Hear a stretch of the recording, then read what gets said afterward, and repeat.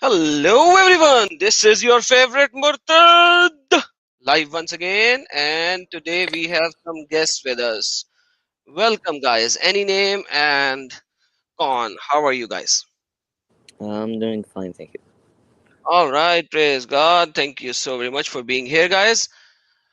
Okay, so I know you guys joined in at the other stream which I was live with, but then due to some issue, Steve has to go to a doctor's appointment, so now we are here. uh, yes, so Kon just told me you had some issue with Quran chapter number 78 verse number 33. Uh, Conference. Do you mean me or him? uh, we were talking about the ayah 33, and he was having trouble with the understanding of the. He talks about the woman with big breasts, right? And he was Oh trying yeah, to, yeah. yeah. Okay, Yeah. Yeah. so what is the problem?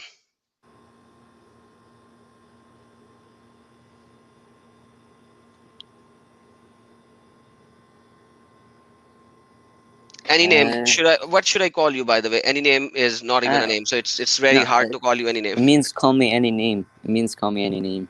So what should I call you? Uh, Muhammad, Ali? What should I Name me call you? Muhammad. Name me Muhammad. Okay, But Muhammad. All right. yeah. So Anyway, Muhammad. I think it's. I'm not sure about this, but I've looked a little bit into it. I've just looked into it, but I think it means Arabic tongues. But I'm not sure what it's supposed to mean by that. I think it's Okay. supposed to be that she talks in Arabic. I don't. I'm not sure about this, but I need to look more into this, or we need to ask a bit of somebody that's into this that actually knows this stuff, that Okay. looked a lot into this. So let's see what your scholar says about it. How about that? Let's see together. How about that? What? I said let's see together. Okay. Let's see together what your scholars are saying. So let me just open Maruful Quran, Abdul Halim, Mufti Taqi Usmani. These are pretty big names. Mohsin Khan and Pechtal, Yusuf Ali. Sahih International already says that it is. Um so buxom maidens with big boobs. Youthful versions like equal age. Okay, Dahi Khan. Young, full breasted maidens of equal age. Okay. Nubili, well marched. I don't know what that means. Okay, now this is also means big boobs. Bechthal is knowing Volprostros woman mean big boobs, full breasted, big boobs. So all the major people who are translating this verse is actually translating as big boobs, tight, Mm. full breasted, big boobs. But let's look at some of the tafsirs as well. Maybe that will help you as well, because on tafsirs are actually written for that purpose as well. This is Yeah. Tafsir Ibn Kathir. This is Tafsir Ibn Kathir. Okay, Tafsir Ibn Kathir. It comes from ayah number 31 to 36. So we go to the ayah where this was mentioned. Wa Akubu Atraban, meanings wide maiden with fully developed breasts. And he is taking from Ibn Mujahid, Ibn Abbas, Mujahid, and others said that. Kawab. What does kawab means? This means round breast. So kawab, the word kawab means round breast. They meant by that the breast of these girls will be fully round, not sagging, because they will be version equal in age. This means they will only have one age, etc., etc., etc. Now, the problem over here is this is what Quran is talking about women in heaven. Do you do you I don't know how you would actually agree to this, but but fair enough, like, man. So I'm sorry for laughing, man, but like I It's don't know how okay. to I'm laughing interpret too. it. But look, I'm not sure about this. I think it may be. I think that it is true that it might be big breasts. That is, it's the true meaning. But the thing is that this wasn't the first time that I don't know if this is wrong or not, but there have been wrong readings once, like اضرب كواعب. لا استغفر الله. I forgot the ayah, but it was said that women have have to cover their hands, have to cover their feet and other stuff. But it turns out that they have to wear this only when they're traveling. But this is a reference that it might be wrong, but it also might be right. But No, it is right. The woman yeah, it has to is right. cover everything. Yeah, you're Yeah, right. yeah. But the thing that I'm not sure about this because I'm not a sheikh here, but I think that it might be big boobs. Man, all of your scholars are translating it as big boobs. Even Ibn Yeah, Kathir is translating it as is. So, by the way, do you know how it is written in Surah Al-Waqi'ah, ayah number 37? no. Okay, let's look at that one as well. Let's see if you can comprehend how. So this is another brother of ours who made this video.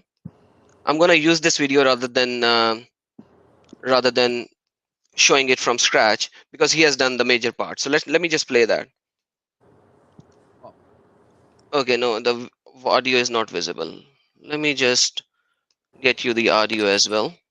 So this is another brother, Rob Christian, who already done that. I have done this video in Urdu, not in English. So let me just use that one. There you go. Chapter Watch. 56, Ayah 37, عُرُبًا أَتْرَابًا. عُرُبًا أَتْرَابًا. So I went to As-Suyuti, his book, Jalaluddin As-Suyuti, to show you what the meaning was last time. And I provided my own English translation. And immediately Muslims started to call me a liar and deceiver, as I mentioned. Here is the book of Al-Imam Al-Hafiz Jalal al-Din As-Suyuti, تأليف الإمام الحافظ جلال الدين السيوطي. So Suyuti's book, in his book شقائق الأطراج في رقائق الغنج. In his book on page 69, as we mentioned last time, we can find the following. Here is the ayah again. عُرُبًا أَتْرَابًا, chapter 56, ayah 37 of the Quran, crystal clear in front of you. And here what the meaning is of عُرُبًا. Here is the meaning of عُرُبًا. أطبق المفسرون وأهل اللغة.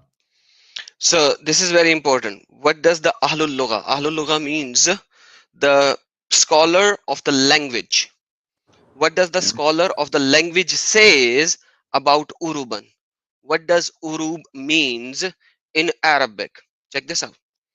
على أن العرب جمع عربة أو عربة أو عرب وإنها القحبة وإنها القحبة.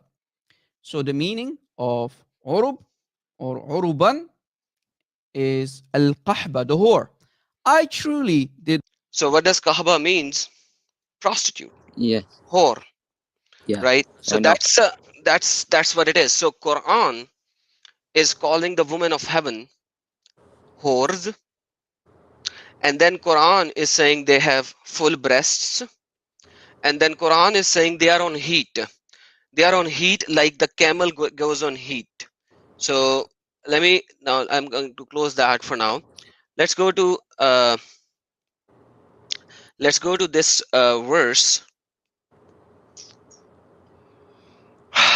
This is a very problematic verse in itself. 5637 in tafsir. 5637 Uruban Atraba.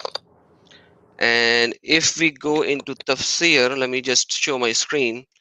You'll see how Ibn Kathir actually describes it. Okay, so it says, if a 4-year-old she camel that your family owns travel, it is not completely past its trunk until its shoulder breaks the old age. The man said, does it bear grapes? What is happening? Is it 5637? Yes. Where is it starting from? Hold on. It is starting from 27. Okay, I need to find Urbanatraba. Hold on. Hold on. Hold on. Hold on. Where is the second camel? Yes, Uruban. Okay, can you see Uruban here? Yeah, Okay, I see. so these women are inflated state with their husbands. Haven't, husband is the wrong translation over here, but forget that. Haven't you ever seen a she camel in heat? She is like that. So basically these women are on heat kind of a thing, like they are wanting for sex. They want sex, they are waiting for their so-called husbands. So anyhow, the problem is the husband is another problem, because forget that, let's assume for the sake of argument is husband. So they are always waiting for their husband on heat, ready for sex every time. That is called heaven, heaven of Allah. Haven't you seen a she camel in heat? She's like that. And then it's reported from Ibn Abbas, who said the Urub and their husbands are their sweethearts. Man, so what is the heaven of Islam? What's the heaven of Islam? Is like a free for all sex for everyone, or how can you actually call it a heaven, man? This is not. There are many gates in heaven, Hmm. of which this is one of them. I'm guessing, but I've never heard about this. But this is new. Thank you for the information that I just understood. There might be a lost door in the 9 doors. I think there were 9, but there are many Okay, doors to heaven. there are But many doors to heaven. I yeah, yeah. understand that. One But of patience, one of Ramadan, one of every one of them. yeah, yeah, But I know, I I'm know not that. sure about this one. This is a very new thing. Thank you for the information. Okay, now there is another thing over here. There are many doors to enter into heaven, but once you enter into heaven, what are you going to get? This is what you are going to get, no matter which door you enter from. So you are doing a lot of fasting, so you will enter from the door of fasting. You are Yes. doing a lot of sabr, okay, you will enter from the door of sabr. But that doesn't matter which door you enter from. What matters is when you enter that heaven, what are you getting? So you are getting unlimited sex, and their hymen is recreated by Allah every time you enter upon them. If you go to Surah Ar-Rahman, let me look at the verse. Uh, Surah Al-Rahman, and it says, uh, let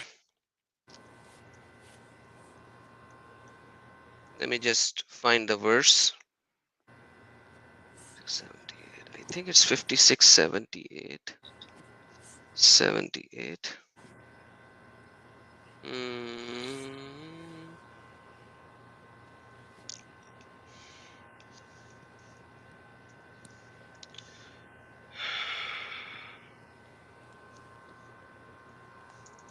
So why would Allah always make them virgin?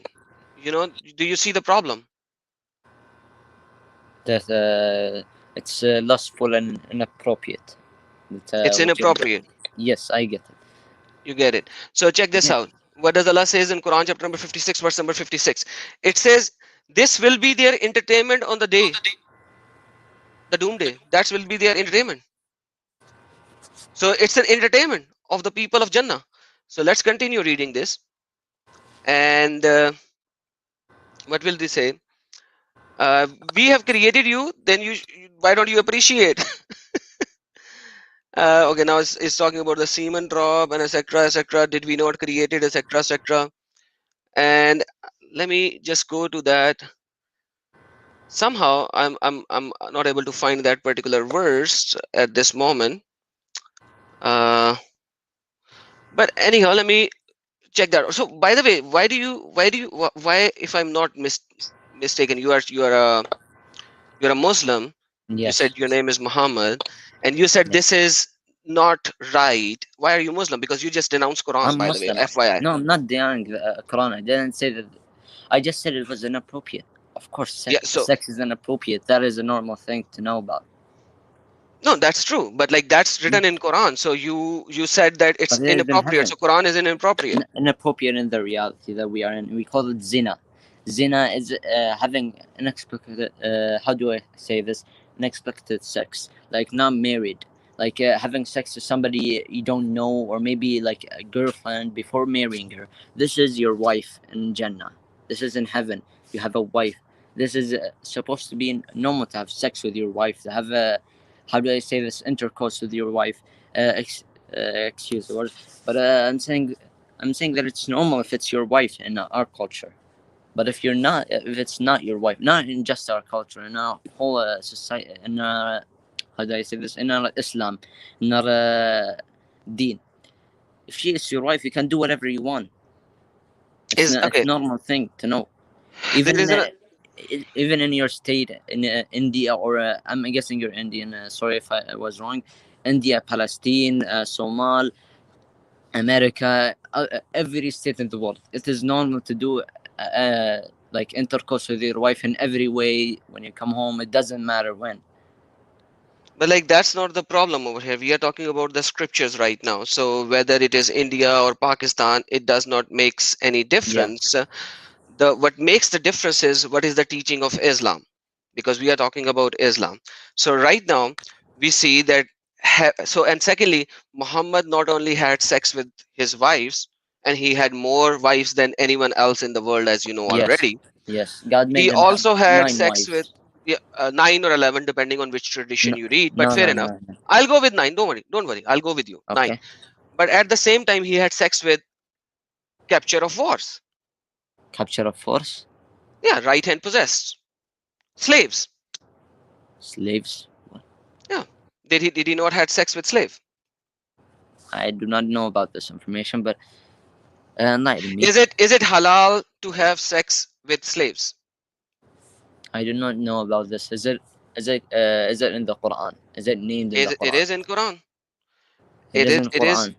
Yeah, let me, if you want to see, I can show So, you but as well. so if I told you now that 1,400 years ago it was normal to have slaves, and not just 1,400 years ago, just a couple, like 100 years ago, it was normal that somebody would have sex slaves. So it would have been treated normally. But nowadays it's different, because we have, if because how do I say this in English? I think you get the meaning, right? I get the meaning, but Yes. Muhammad is But the not thing is, supposed. in their time it was normal. In their time they saw it as normal. So it was normal for them to do this stuff. That's why it was it was normal to do it. Okay, so it was. But we're talking about now. Now we know it is wrong. So We have Quran, learned from this, Quran but now is so Quran now is abrogated, finished. You cannot accept Quran, correct? That's what you are why? saying. You No, just said that it was no, normal back then. Right now, it cannot be implemented. So basically, when Quran is saying that you can have sex with your slaves, then Quran is no more to be taken literally. no. You can have sex with your slave if it was, how do I say? Look, you need to have a sheikh talk about this, not me. I'm not into this. I've never read into this stuff, so you need somebody that is a pro at this, a sheikh, or somebody that is known as as a scientist of Islam or culture. I'm not really a lot about not a lot about. I don't know a lot about this stuff. I've read. I've looked a lot into Islam stuff, but this I've never heard about. But this is something you need professional help with, to understand what is correct and what is wrong with. I understand what you are saying, Yeah. but what the problem over here is, does Quran says that you can have sex with slaves? If it does say that, it means Quran cannot be taken as literal right now. Am I wrong in saying this? How is it not supposed to be taken literally if it says that you can have sex with slaves, but you don't have sex with slaves? No, I'm saying that, Like, so basically now if I have slave, I cannot have sex with. Is that what you are saying right now?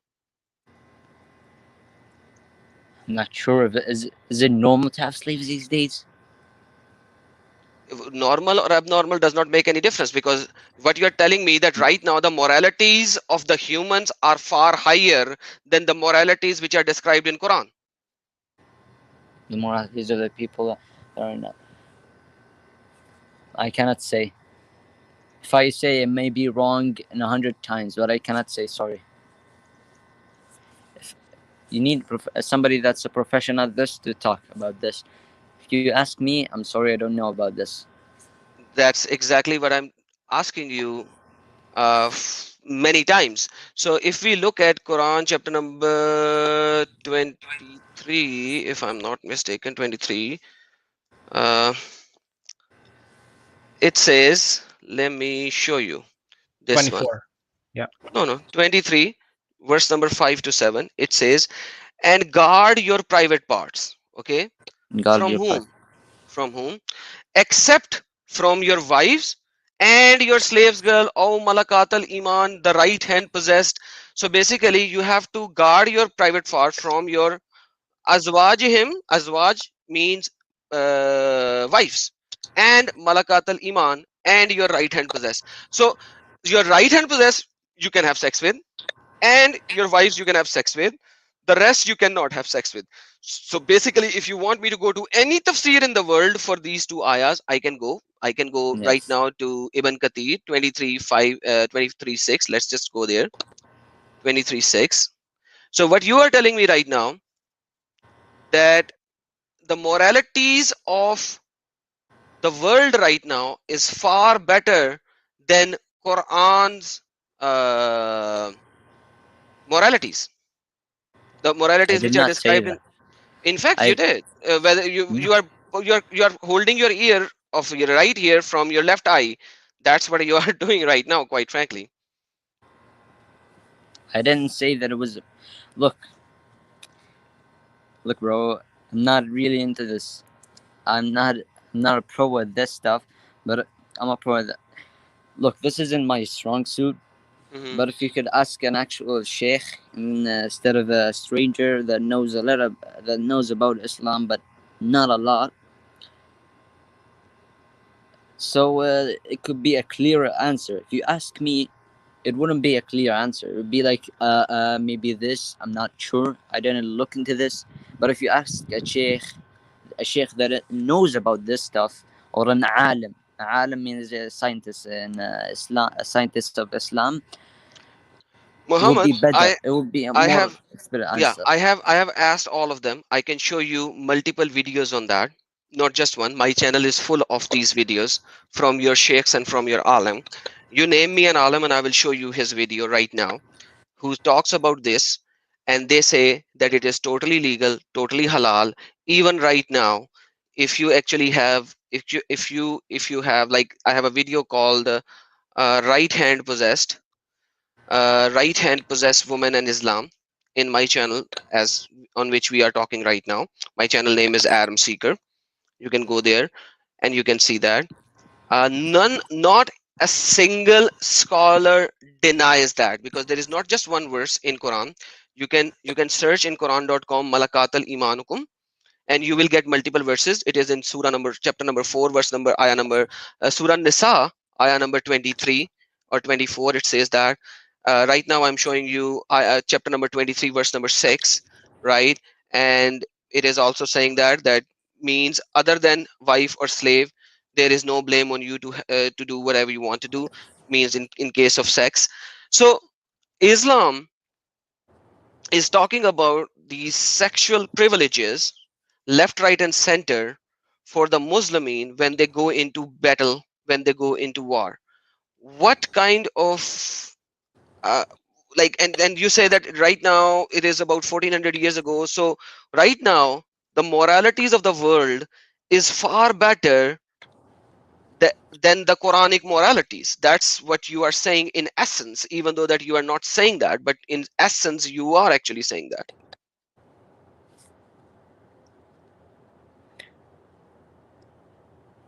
I do not know. I'm gonna say something. You have completely messed with my mind, bro. I So cannot understand what you mean anymore. I'm not I trying to deny what you're saying, but I just don't know what you're saying anymore, bro. I am just saying some things which are written in the book, and I really want you to think deeply, logically, and I really want you to get out of this, because this is nothing more than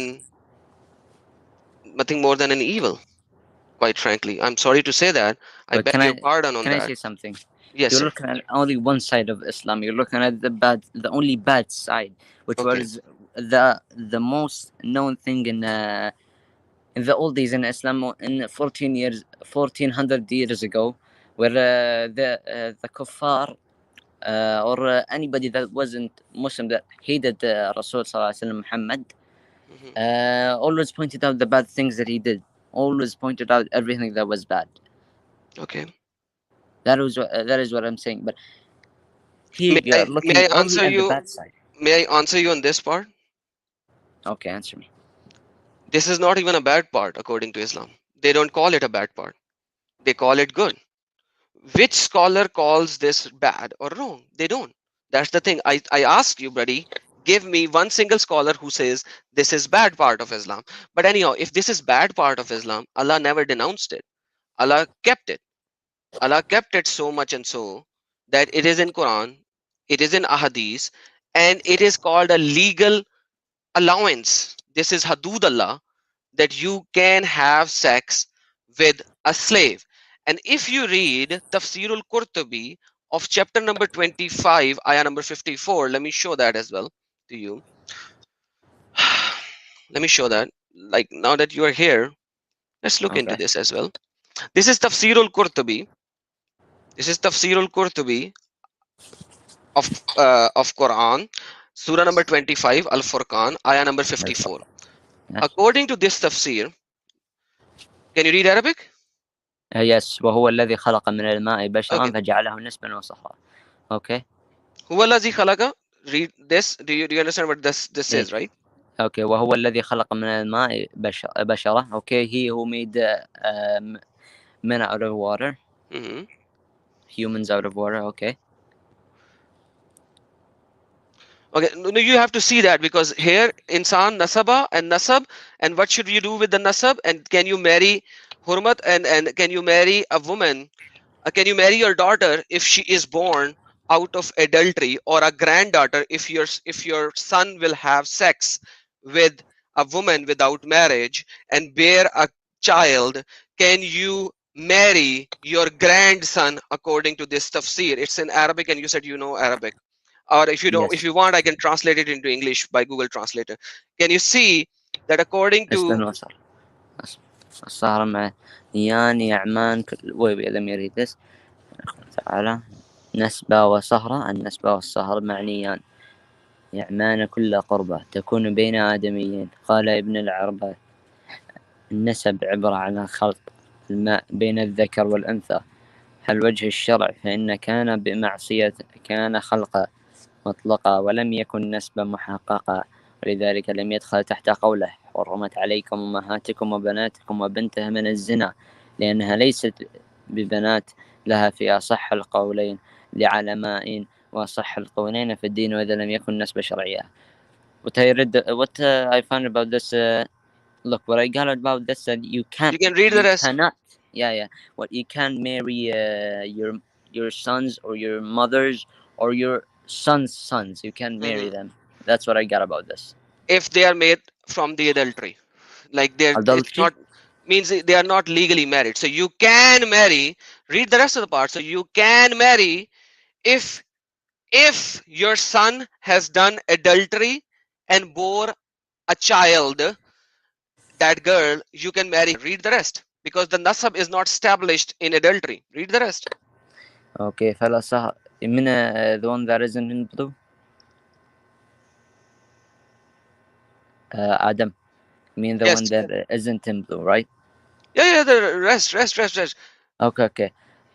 لا لأنها ليس لحظة خلقا مطلقا ولم يكن نسبا محققا، ذلك اللي يدخل تحت قوله حرمت عليكم أمهاتكم بنتها من الزنا، لأنها ليس ببنت لها في أصح القولين لعلمائنا وأصح القولين في الدين وإذا لم يكن نسبا شرعا فلا صهر شرعا فلا يحرم الزنا بنت أم ولا أما بنت وما يحرم من الحلال لا يحرم من الحرام، لأن الله امتن بالنسب والصهر على عباده ورفع قدرهما وخلق الأحكام في الحل والحرم عليهما فلا يلحق الباطل بهما ولا يساويهما.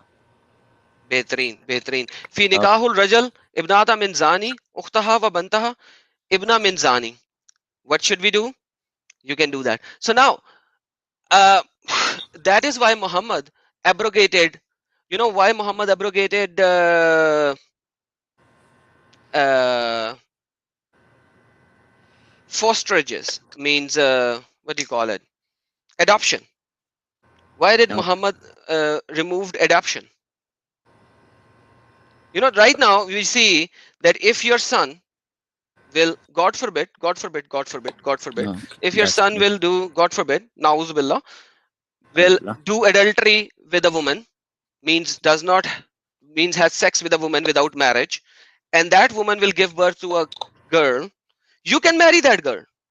Means you can marry your granddaughter because she is out of zina, and the legalization of nasb has not been established. Hence you can actually marry your granddaughter because she is legally, according to Islamic jurisdiction, is not your granddaughter.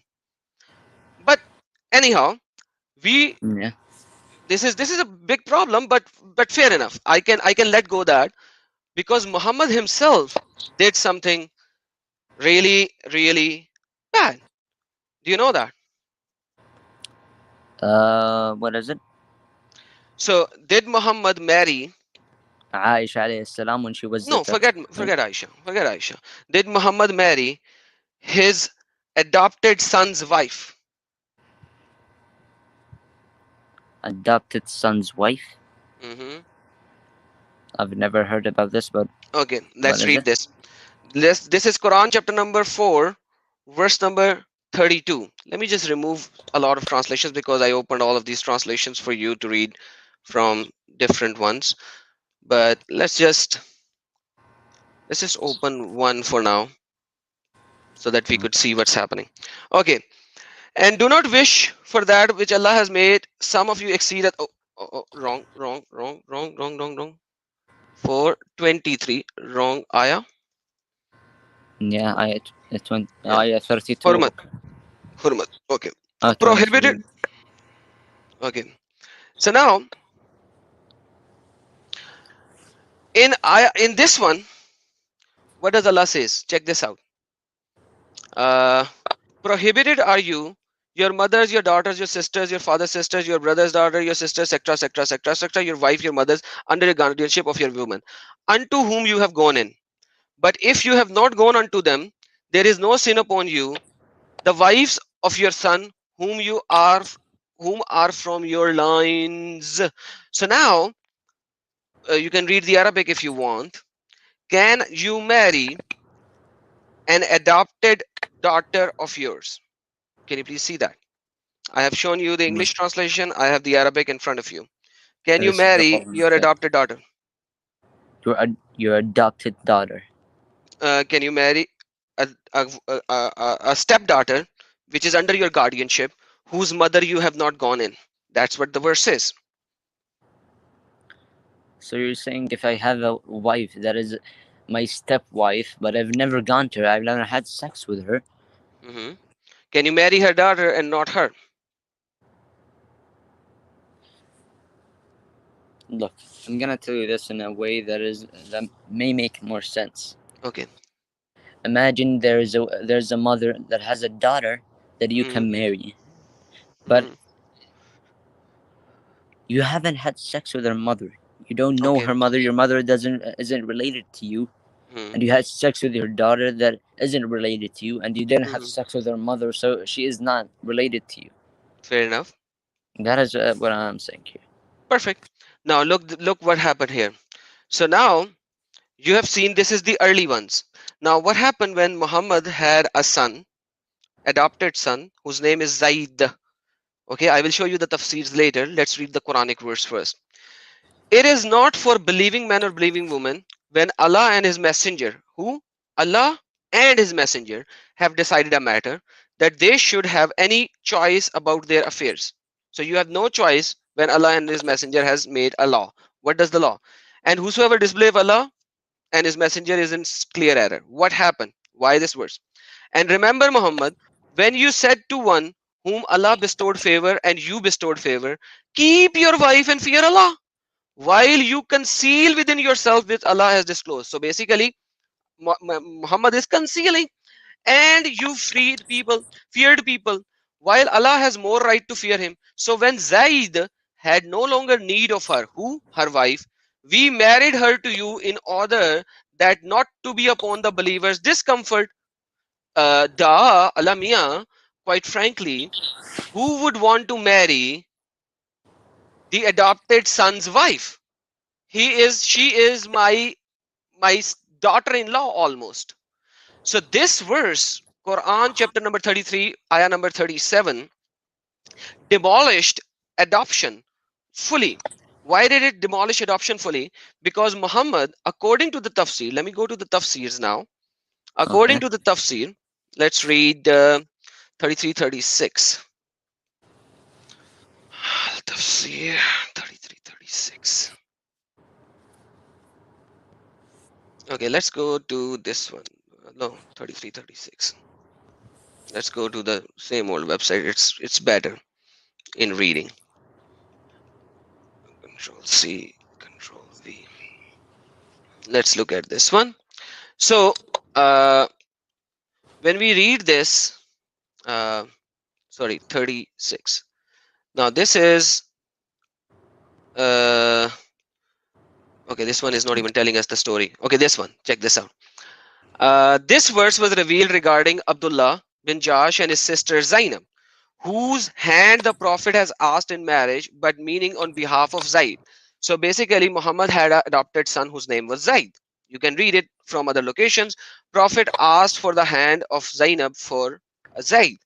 Then when they found out on they thought that the Prophet wanted to marry her afterwards. What? Yeah, come on. That's why. Okay, hold on. Let's go to Al Tafsir. Let's see how they actually translate it. The problem is in the translation. You can actually read the Arabics very easily. Oh, 33, 33, and we go to الأحزاب. 36. Display. Okay.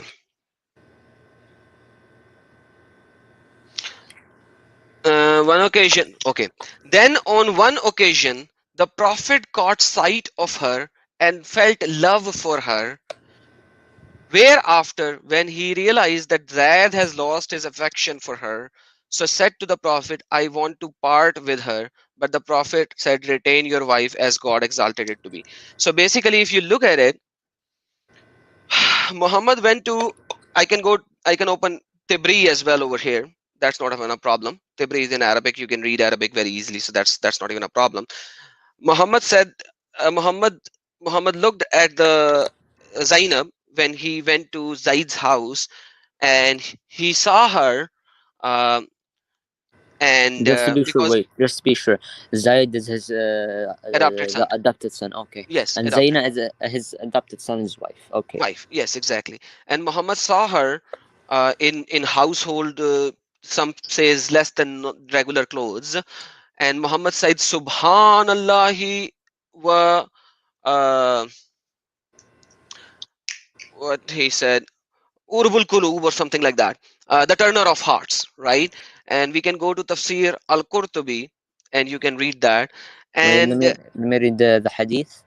no, This is Tafsir, a man, not hadith, right? hadith, not hadith, Oh, Tafsir, so this Tafsir. is Quran. Okay. The Quran, Surah number 33, ayah number 36. I showed you the Quran first, where Allah said, do not worry about the people. I am telling you, Zaid has fulfilled his desire from her. You can go and marry her. So if we go to Arabic 33, 36, and you go to Al Qurtubi, you can read the whole story in detail. The problem is that Qurtubi is not never even translated into English. So you have to read the Arabic. Now, here it says that it came to Rasulullah, this ayah, because uh, Muhammad bin Umru is Secretary Sana Abu Qasim, etc. What do you say? And Mujahid. Zainab bint Jahash, whose زينب marriage بنت was with Zaid bin Haris, right? And Zaid bin Haris was previously called Zaid bin Muhammad because he was Muhammad's son, adopted son. But what happened yeah. was after this verse, Zaid was no more his son, right? And then Zainab, uh, uh, nafsaha. Oh, right, there you go. Read it.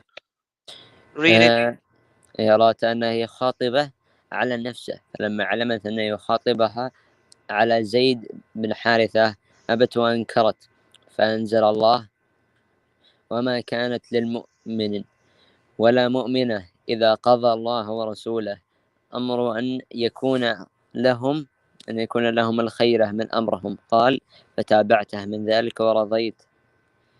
حدثني أبو عبيد الوصافي قال: ثنا محمد بن حمير قال: ثنا ابن لهيعة عن أبي عمره عن أكرمه عن أبي عباس قال: خطب رسول الله صلى الله عليه وسلم زنيب بنت جحش يزيد بن حارثة، فاستنكفت منه وقالت: أنا خير من حسبا، وكانت امرأة فيها حدة، فأنزل الله: وما كان المؤمن ولا مؤمنة إذ قضى الله ورسوله أمرا. So basically, there is so that the Muslimin, the Mu'min and Mu'minat will not have any issue in marrying their adopted son wives, right? So now look at the Quran verse now. Let's go back to Quran. Wait, can I say something?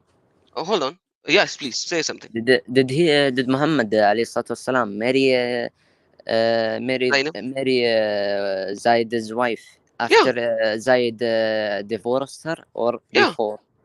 After After? Zaid, obviously, ولا let me say obviously something. you Let cannot me you say cannot have something. two wives at the same. Sorry, a woman cannot marry two men at the same time. Yeah, I know. But let me say something. When you have a brother that got married, if he got divorced, you can marry his wife. Okay, yeah. So what if it was your adopted brother, but then instead of that, it was your adopted son, and your adopted son's his wife got divorced. Mm-hmm. So she is out of the family since your son wasn't even your blood, but he is part of the family because he is your son and he is adopted. But she, So so you do not see a problem if you marry your. So basically, adoption was not nullified before this verse. You already know that. So this verse came and abolished adoption. Number one. Number two, Muhammad looked at her first, and then he said, "Subhanallah," or turner of hearts. Then Allah revealed this verse. Then Zaid said, "Okay, okay, I will release her." So when Zaid has no longer need for her, what do you mean by no longer need for her? Now Muhammad looked at her. Muhammad, if I'm sorry, but if I would say the right word, I would say you probably would not. Muhammad kind of lusted for her. I'm sorry to okay, use that word. no, it's okay, it's Uh, okay. but Muhammad said, Subhanallah. Uh, Lust is the uh, right word. Don't. right. So now you are saying that she was already the wife of Zaid, right? That's when Muhammad felt affection for her, and then this verse is coming, and then Zaid divorced her so that Muhammad could marry her. How can this be named a prophet or called a prophet? You see what I'm trying to I say. see, I see. You're saying right here that he's a prophet of God, but he married his son's wife or his adopted son's wife. No, first he lusted for her when she was the He, wife of his adopted son, and okay, at that time adoption was not nullified. Hence he has to keep her, look at her as a daughter, as a daughter, because a right now daughter-in-law. adoption, yeah, right now adoption is not nullified. Adoption nullification But happened after this verse, not before. So but right the now, prophet is a human, and I say. Prophet is a human. He is a messenger of God, but he is just a messenger. He carries the word of God. He is So you are supposed to do telling what me, God. Let me continue. He's supposed to do what God says, mhm, did but also he's a human. He has lust. He has feelings. He has, how do I say this? He is like us. He is like me and you, but in another saying, he is not like me and you. Like, he is a prophet of God, but he is also a human. He can make mistakes. He can also feel lust. So what I'm saying here, he may have felt lust, but he didn't go and say, go divorce your daughter right now. He didn't force it on his son. He didn't go and explicitly, like, do Wait, intercourse without making his son divorce her. He didn't rape her. Astaghfirullah to play. But what I'm saying here is, his son was okay with divorcing his wife. He didn't want her anymore. He wasn't. He didn't have any lust for her. He didn't like. He didn't. He was done with her. So he said, okay, "Okay, have her. I don't want her. okay, wait, wait. I'm that's okay with that's this." that's fair enough. Hold on, Both hold on. sides was okay with this. Okay, no, no, So no. I cannot see what is I wrong with am, this. I'm going with you. I'm going with you. I'm going with you on this one. But the problem over here is that you are telling me, what you are telling me right now is very derogatory. It is very, very derogatory because you are telling me that Muhammad was lusting after his his daughter-in-law, and you do not see a problem for him to be a prophet, the greatest prophet of all mankind, I yet know, you do not see a problem. Okay, but this shows you that he is human as well. okay, this shows me is a This human. specifically shows you that he is human as me as you. The Okay, same thing. If you saw somebody hot, like if I let's see say the somebody hot, Kardashians, yeah, if I see somebody you might hot, feel that lust, right? You may if I feel if I something see lust. if I see somebody hot and I look at her with an lustful eye, it says that I have already committed adultery. That's the teaching of the other side. But forget that for the time being. Look at this. This is once again Tafsir al-Qurtubi. Okay, can you see the 16? Can you see the Ashra? Can you see the 10th Yes, privilege of العاشر. Muhammad? Yes, العاشر. Yeah, what is the 10th privilege of Muhammad? Can you please read it out? إذا وقع بصر على امرأة وجب على زوجها طلاقها. Okay, what does that means? That means if he lays an eye on a woman, Hmm. the bearer of the woman has to divorce her.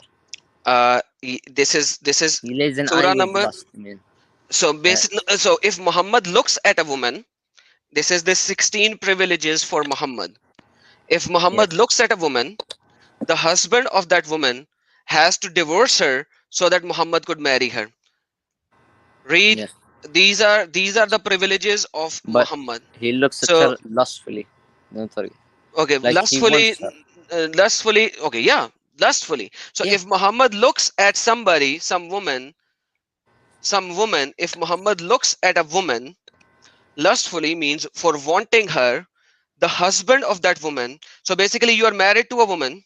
If you are with Muhammad's time, and Muhammad looks at your woman, your wife, okay, you have to divorce her so that Muhammad could marry her. Why yeah. do you need this kind of a privilege? Why a prophet needs this kind of a privilege? Why a prophet needs this kind of a privilege? Look, don't ask me for this. I don't. Yeah, I have to look more to this. Everything, most things in the Quran, a lot of things have meaning in Hadith, but I'm not sure about this. I don't I see am the not even Hadith for going to this. Hadith right now. I am going to Yes, the tafsirs and Quran. tafsir. I am I know. remaining in Quran. If I go to Hadiths, it's so much bad, even worse, that you can't even imagine Muhammad asking a woman, "Hey, woman, would you give your nafs to me?" And she said, "Hey, I'm a princess. Who are you to ask me for my nafs? You are nobody." And Muhammad looks down and went away. So that there is so much in hadith, and I'm talking about sahih hadith only, not even hasan, not even daif. Now even in sahih hadiths there are so many problems, but right now Okay. I'm showing you the basic things which are in Quran and the tafsirs. Why? What kind of a prophet it is? What is making you stay into this religion and this prophet when he is this kind of a person? Look at the first 9 commands. What are the first 9 commands? What is the first privilege to Muhammad? The Okay, first now privilege. look. Okay. صفاء المغنم الثاني. Okay, صفي المغنم. yeah, fair with the spoils, but what does the second one says about the spoils?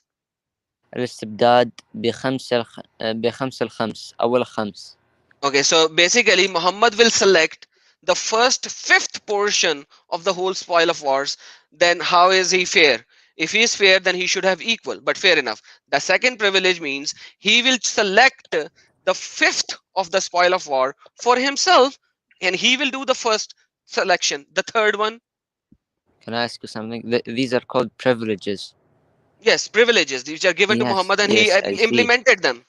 Show me a single location where he did not implement them, and I will agree with you. These were the privileges which Qurtubi actually extracted from Quran, different verses from Quran, and you can actually read this further, and he will show you the verses. But forget that. Third one. Okay, the third one الوصال. Hmm. الوصال به. That's it. الوصال. Okay, forget that. Fourth one. الزيادة على 4 نسوة. You already know that he had 9 wives at one time. Okay, Yes. fifth one. And five النكاح بلفظ الهبة. Okay, is that a nikah? نكاح. So to marry, so fifth one is to what? To marry with a woman who? What? The fifth. Yeah. Wait. The fifth one. Yeah, النكاح بلفظ الهبة. So nikah without what? بلفظ الهبة. Hmm. What does that means? Verbally, he doesn't need anybody. And if you read the sixth, it is bagair wali. Nikah bagair wali means you don't need a wali. You do not need writing. So is that a nikah or is that sex? الهبة means a gift of God. Yeah, gift of God means a woman has dedicated herself to Muhammad. So Hello. this is Quran verse as well, where Excuse me. Can you if hear me? any woman, yeah, I can hear you. I can hear you. So if any woman wants to give herself to Muhammad, she can. Hello. Yes, I can hear you. I can't hear you. Con, can you hear me? Yeah. Okay, so yeah, you should be able to hear me, man. Hello. Can you hear me? Yeah. Everything's okay from my end.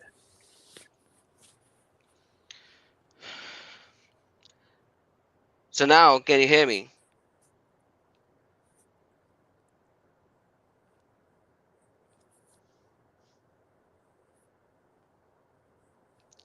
Hey, Annie, we can hear the background noise from your side.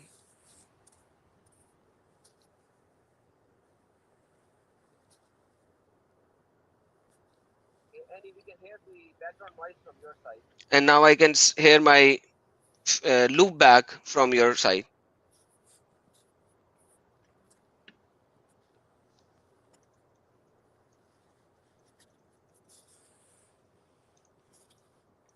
Hey, Con, are you on mute? No. Can I you please mute? Yeah. I could hear a loop back from you. Any name, Muhammad. Now you were on mute, and now you are back out of mute. So say something.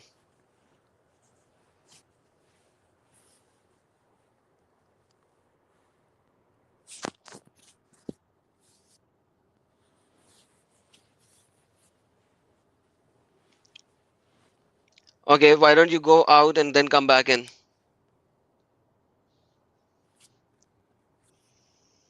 Hello. Hello. Yep, I can hear you, and everyone else can hear you, buddy. Everyone who's watching can hear you. Okay, Con, tell him to give him the link again to come back up.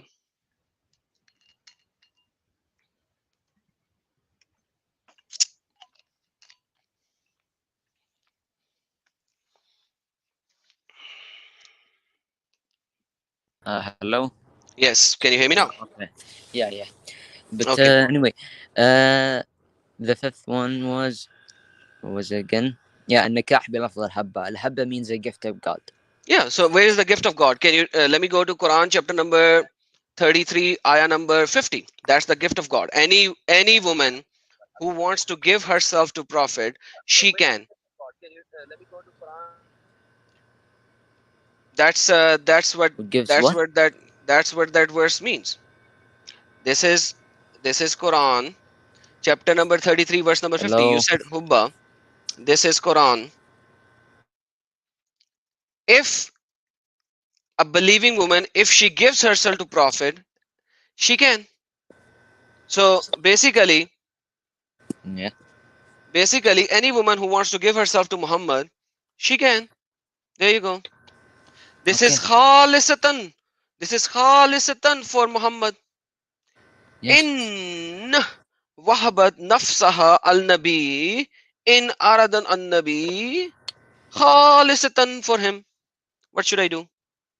So this is what It says Qurtubi it right is there. saying. There is consent. There is everything. Everybody has consent here. Yeah, everyone has consent, but the woman is giving herself to Muhammad and without any wali, without anybody. That's what I'm showing.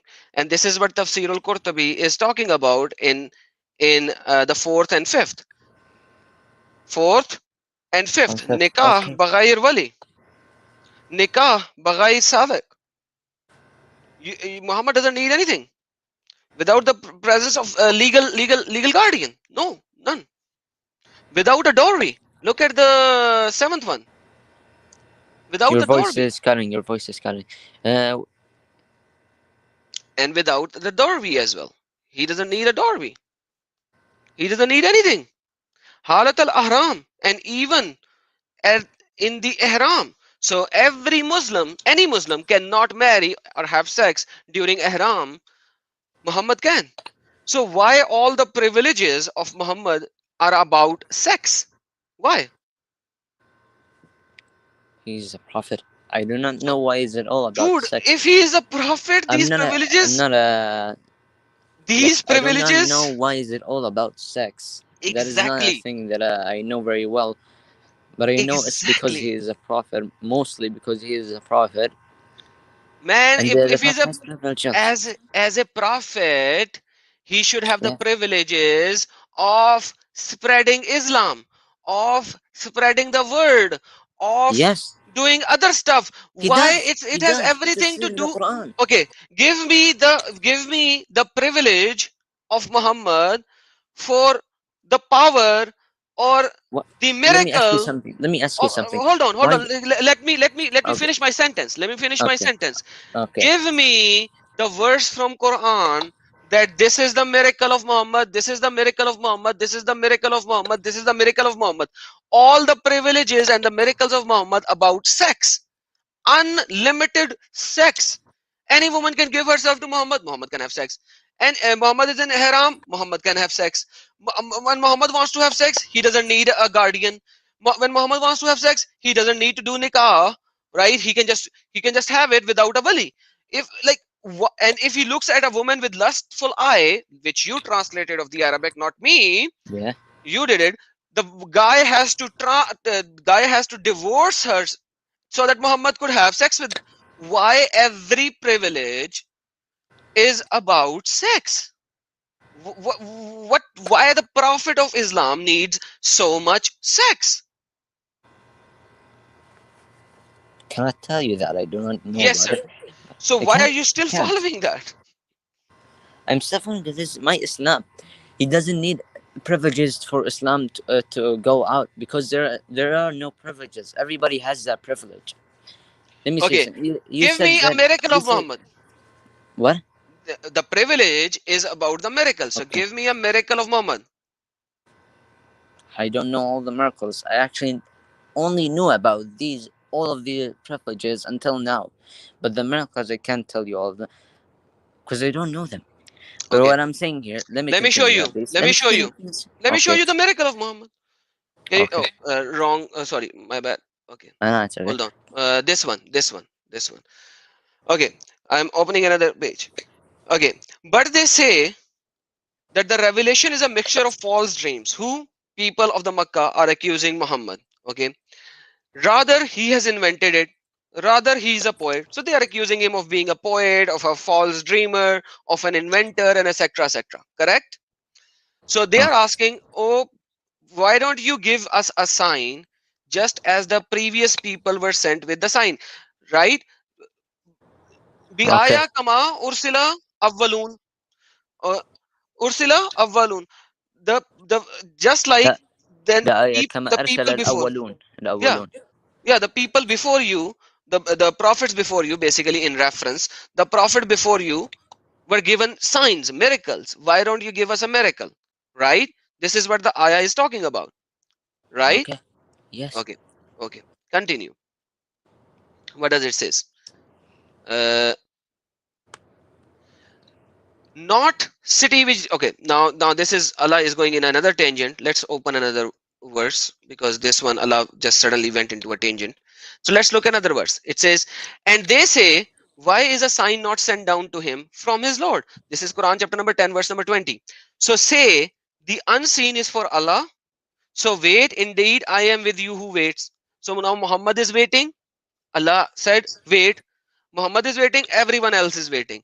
When everyone else finishes waiting, this is what happened. This is Quran chapter number 13, ayah number 7. This is what waiting. Why has a sign not been sent down to him from his Lord? You are only a warner for people. I'm not going to give you a sign. So Muhammad, according to Quran chapter number 13, ayah number 7, had no miracle. Had no miracle. You can read it. And plus, if you read ayah number 29, verse number 50, also says, he had no miracle. I am only a warner. So Muhammad had no miracle, but when it comes to sex, he had so many sex provisions. Why? How? Why should I still call him a prophet? You know, at the time of Muhammad, there was another prophet called Musaylama, correct? Whom مسيلمة. Muhammad called, yeah, whom Muhammad called Musaylama al-Kazzab. مسيلمة الكذاب. Yeah, مسيلمة because the liar. liar. Yeah, the liar, Liar. because there were two prophets. One was Muhammad, one was Musaylama. Muhammad called him Kazab. Musaylama called Muhammad Kazab.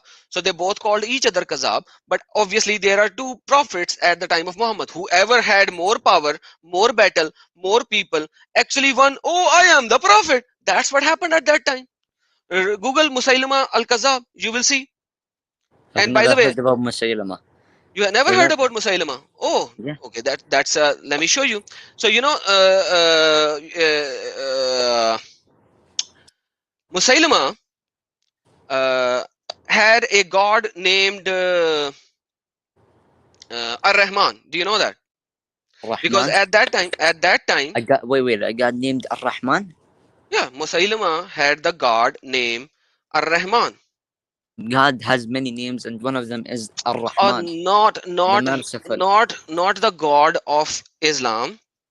What? Okay, Okay. not Another the one. god of Islam. So at the time of Muhammad, there were many gods. Each and every tribe had a god. Correct? Yes. Okay.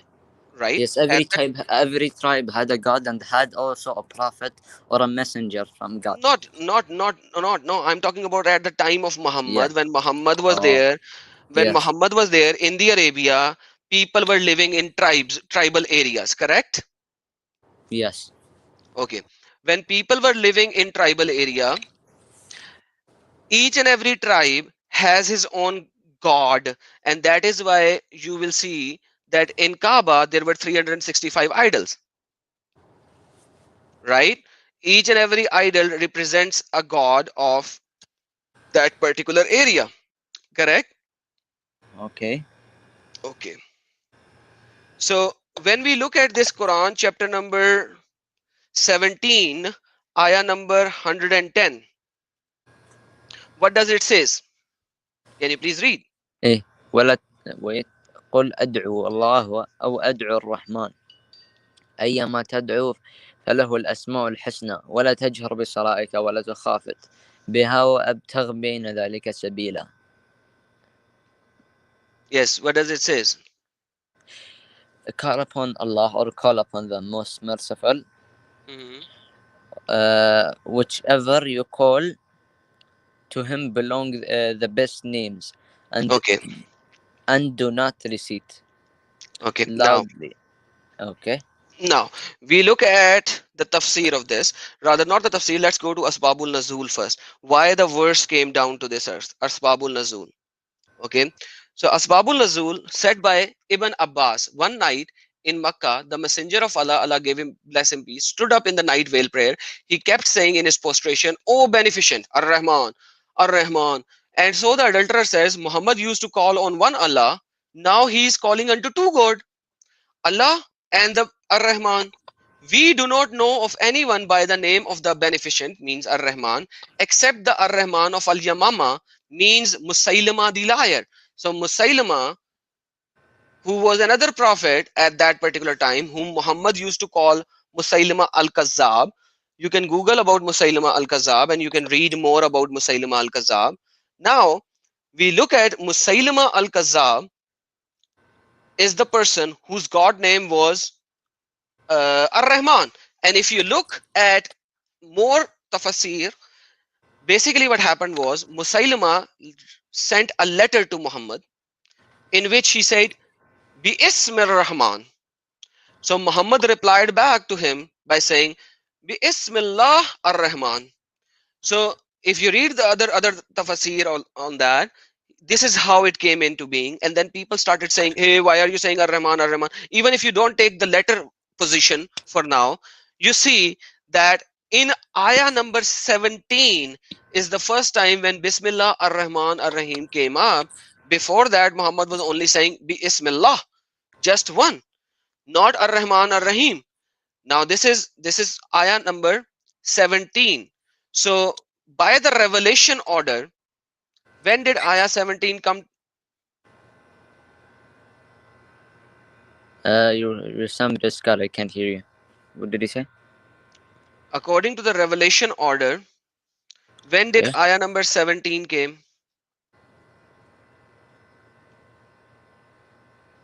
No. Ayah number 17 is basically 50th 50th surah. Surah number 17 is the 50th surah by revelation. It's a Makkan surah. So Muhammad was saying Bismillah, Bismillah for half of his life. And in Makkah, at the middle, when he was actually talking to Musaylama, whom he later said he is Al-Kazzab, he actually started using Ar-Rahman with Allah as well.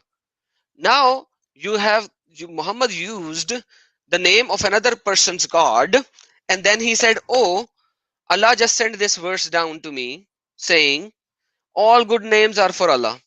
So my friend, how is this? Allah wrote this Quran in the eternal tablets way before human beings are even created, yet Allah is sending these verses after the event. Never it was proactively, it was always reactively. How come? How come the What about verses the are Bible? coming always reactively? Always reactively? You mean Yeah, after it happened, after yeah. something happened? So there should be some basic principle, basic things which should be there already. No, it's not there. It's always reactive. Everything is coming after the event. Look at the whole Quran. So at least there should be like half of the Quran which should say, okay, this is what you have to follow, follow, follow, follow, follow, follow, follow, follow, follow, follow. Okay, certain things happen. But here we are talking about the name of God. The name. Bismillah ar-Rahman ar-Rahim. So this basic principle, Bismillah ar-Rahman ar-Rahim, is not even there until half of the Quran has been revealed. And people started asking, why are you adding two God's name? So now the problem is, why Muhammad had to cancel like I went to Musaylama because you didn't know who Musaylama was. That is why I came here. Otherwise, that's not even the thing, because this is what Musaylama is, and you can read about him from every location. That's not even There is not even one location. You can read about him from so many locations. I just gave you one. How can you Okay. believe in this kind of a prophet? Why are you still a Muslim? You tell me now. You have to tell me why you're still a Muslim. I'm Muslim because I believe in my God. I believe that He is true. He is true. But Where? yes, Show but me. How? let me tell you something. The Bible and the book of the Jewish. Sorry, but I don't know its name. I don't know Forget its name Bible. in We English. are not. So Okay, let me continue. Bible is corrupted according to Muslims. So forget Yes, Bible. yeah, Right now, why are you even a Muslim? So you tell me that. Forget Bible. You need to first tell me why you are a Muslim. Then because go I to believe Bible. in God. I believe in my God. I believe in this religion. You believe why? That's my question. Why? I To a believe in this. prophet who was lusting against women, to the prophet who has privileges about women, to the prophet who didn't even know about his God's names, and half of the Quran are revealed, and then he was told about all his God names, to the prophet who actually had sex with Malakat al Yamin, the slave women, to the prophet who made legalized slave sex. Why are you still a Muslim when you know all these things now? Okay, I know all these things. Yeah, So why are you still a Muslim? because there So are facts in the Islam. Because there are facts in the Quran. facts in the Quran. Yes, Okay, let me look at some facts. You think Quran is factual? there are some facts. Yes. There are some facts. Let's look at three facts in one particular location. And if you think this is a fact, then it's up to you. And if you don't, you think that this is pretty bad because everything that I showed you so far, you said it's bad. You said it's wrong, yet you are still agreeing. Not everything, but okay. Okay. Now let's look at some facts of Quran. So fact number one, there is a guy whose name is Zulkarnain. Who is he? Okay, Dhul Qarnayn. I know Dhul Qarnayn was a ruler in old A ruler. times. At Yes, what a time? ruler. Yeah, At what time? not sure what time, but he Nobody ruled knows that. 75%. Okay. Nobody knows that. Nobody knows that. Okay.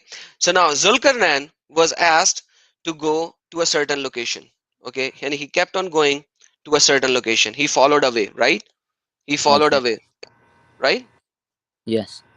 Okay. Now, Hatta is a Balagal Maghribush Shams.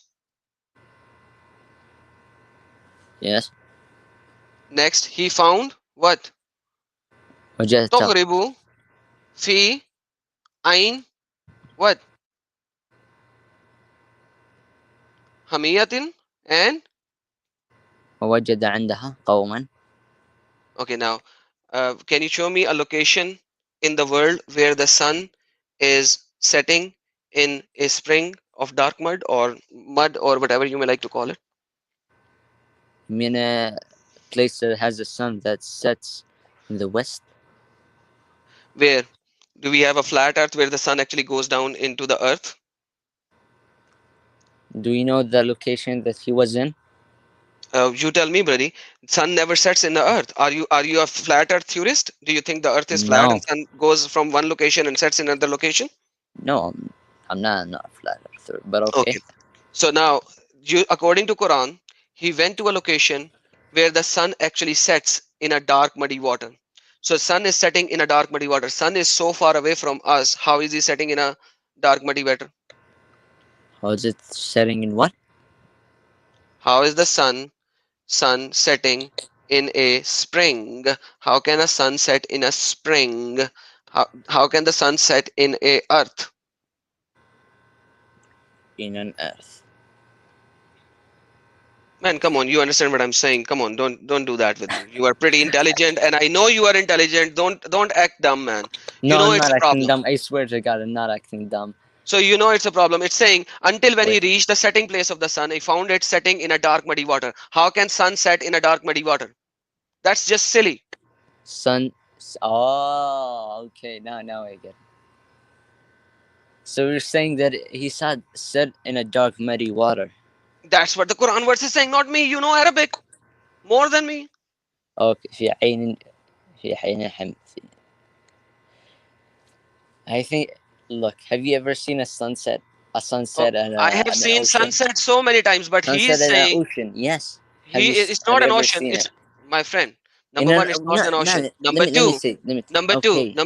Number two, he went to Okay. a location. He went to a location. Otherwise, he can see sun setting everywhere. He went to a location. Followed a way. He Okay. went to a Yes. way until he reached hatta, until he وجدها. reached, until he reached. Iza, when he reached hatta, when إيه he حتى reached. إذا بلغ Yeah, مغرب Maghrib الشمس. Shams. How can he reach to a setting place of a sun? Where does the sun sets in the earth? Everywhere. It sets everywhere. Exactly. So why does Quran says hatta? Because حتى بلغ مغرب. every day he can see sun setting.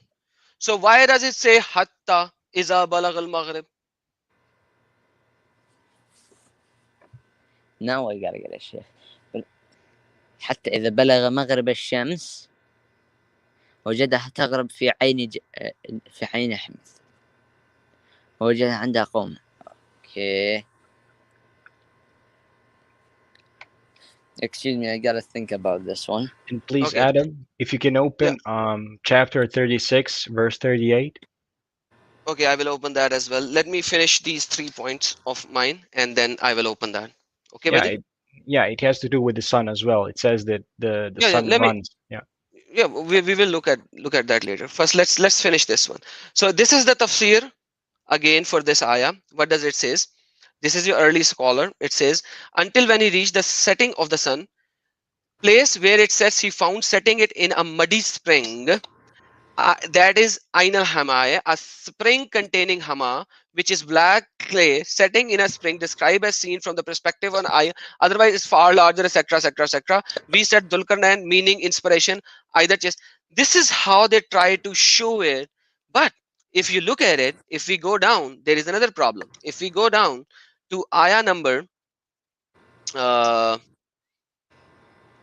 I will show you the thesis on that later. But if we go down all the way to ayah number 91, there is another problem. Where is this? Okay, this. Let's go to ayah number 91. Hold on, 91.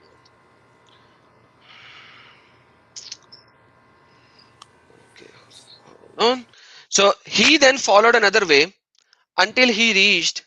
Okay, no, 89, 88 to 91. Let's see if I can get that verse. Okay, okay, then he followed another way. Summa, right? Then he followed another way. Okay. Hatta. Now where he goes? Hatta. Balagal. What? Matliya Shams. Yes, Right? حتى إذا بلغ مطلع الشمس. Okay. Until And what he goes happened? to the setting of the sun. First he goes to the setting of the sun. Then he goes to the. تطلع على قوم نجعل لهم من دونها سترا. And what happened over there? What happened over there? Until when he came to the rising of the sun, he found it rising on a people for whom we had not made against it any shield. Now, why does Okay. the shield is mentioned? Why is the shield mentioned over here now?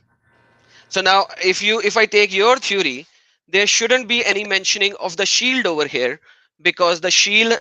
Why is the shield there if it is as if or another kind of a theory that you might want to bring up? Then there shouldn't be anything related to the shield. Wait, could you repeat that? There was a bit of cutting in your sound. Could you repeat that? I said the shield should not be mentioned at all over here if it is not the exact location of the sun rising. So according to Quran, the sun is rising from a Okay. particular location in the earth. From a particular location. Okay. You're saying here that in this particular verse, it's saying that the sun is setting from a particular place, from only this place. I don't know, man. You tell me what you read. You know Arabic as well. That is why I'm showing Yeah, I Arabic know and English Arabic, but the translation. Quran needs tafsir as well in Arabic. You know. Okay, let's go to tafsir. Some words have tafsir, but Yeah. wait. Let's go to tafsir. Check this tafsir out. Okay. until when he reached the rising of the sun place where it rises, found on the folks, namely Negro Zinj, because they are black, so that is why they are black, because of the sun, for whom we had provided not shield against the sun, any form of coverage in the way of clothing or roofing. Their land could not support any structure. They had underground tunnels into which they would disappear at the rising of the sun, and out of which they would emerge at when it's on the highest point. Now the problem over here is the heat of the sun is always more when the sun is on the highest point, not when the sun rising. So if they are underground at the Okay. rising of the sun, then it is representing that sun is rising from near that people, and they are feeling more heat when the sun is rising, and when sun is on the top of the head, then they are feeling less heat. So the problem is the early scholars of yours who did not know about science, they were actually writing it tafsir as is. And if you see Muhammad himself, you know what Muhammad said in the hadiths? He said the same thing. He said the same thing. He said the same thing. Oh, In now you are talking, you were talking many time about hadiths. Let me give you a hadith as well on that. okay. So there are multiple hadiths on this. Let's look at some of them. Now you see the sun is setting in the earth, the sun is rising from the earth. So now look what Sunan Abi Dawood is saying. I was sitting behind Messenger of Allah, who was riding a donkey while the sun was setting. He asked, "Do you know where he sits?" I replied, "Allah and his apostle knows best." He said, "It sets in a spring of muddy water, warm water." So now this is Is this Sahih. wait? Is this after the verse or before the verse? This is obviously after the verse, man, or before. I don't know. Okay. It is a hadith. It is a hadith which is Sahih. I don't know whether it's after or before. Now the problem is So it the might sun have been is after setting. the verse. Dude, This is does it. it Might have been matter? after the verse. Does it matter? The sun is setting in a muddy water. Does it matter?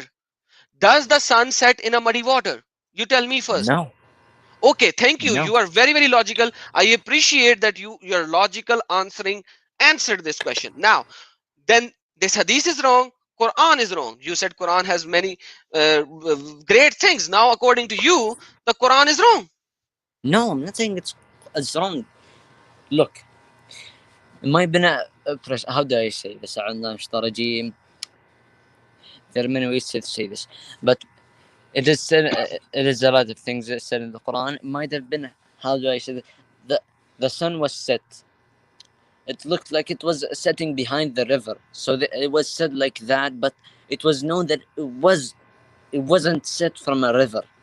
I'm not My sure. How friend, do I say does this in this English? hadith, does this, what does hadith says that? Does hadith, that do you Hadith. know more than Muhammad himself? No, no. Okay, But then Muhammad, what did but Muhammad let me said? say, Muhammad is known that he cannot read and he cannot hear. Hear, astaghfirullah. I mean, he cannot read or write. And so All of these things, all of so these things were Muhammad, told so from Jibreel Jibrail, alayhi so salam. Jibrail told him this, and he said Yes. as is. So basically, you are telling me that Allah didn't tell him the right thing. Muhammad did not No, no. understand the right He thing, told them and the the right thing. Muslimin later on knows the right thing. Muhammad didn't know the right thing because he just told his people like this: sun sets in a warm water. He said it, not me. And this is the warm water is a translation. Otherwise, it says the same thing. Ainal Hamia. Okay, so whether you translate it as warm water, muddy water, dark water, does not matter. The Arabic is same, and you know how to read Arabic. Now the Okay. problem is that why according to Muhammad the sun is setting in a warm water. This is such a bad thing. This is wrong. Like you are Do telling you me know خط Muhammad was السرطان? illiterate. He didn't Do know you know that. خط السرطان? Do you know خط السرطان? Okay, what is khata satran? You tell me. خط السرطان. It's not about Islam. It's in how do I say it? It's the line of the world. It's the middle of the line. It's where the how do I say it? It's the hottest place. It's where the hottest places are. So it might have been said like that. It might have been said that the My mud friend, water was. Wait. read The the mud Arabic. water might have been at. Yes, I Read know. the Arabic. My Okay. I can read Arabic. I can see it. I Yeah. can see it with my eyes. I'm telling you that this mud water might have been at the end of the line of the Saratan. Where? where the earth looked, where the sun looked like it was rising from there. So it is said that the earth was rising from there. I'm not saying that God is wrong, God is right in So this. He's saying you that. know, you are telling me Okay. Allah could not write Arabic better, Muhammad could not say things better, Allah and the didn't write. people now. Allah didn't write the Quran. He said the Quran. He Okay, wrote it in a Allah book. Allah But the book wrote everything. Allah wrote everything in the Lohe yes, He wrote Mahfuz. everything. He wrote Lohe everything. Mahfuz. Yes. Allah wrote everything in Lohe Mahfuz. He sent it through Jibrail. So basically, Jibrail is only repeating what he wrote in the Lohe Mahfuz. So Yes. yes, Allah wrote Yeah. in Lohe Mahfuz. Now, repeating. Let me repeat what I'm saying.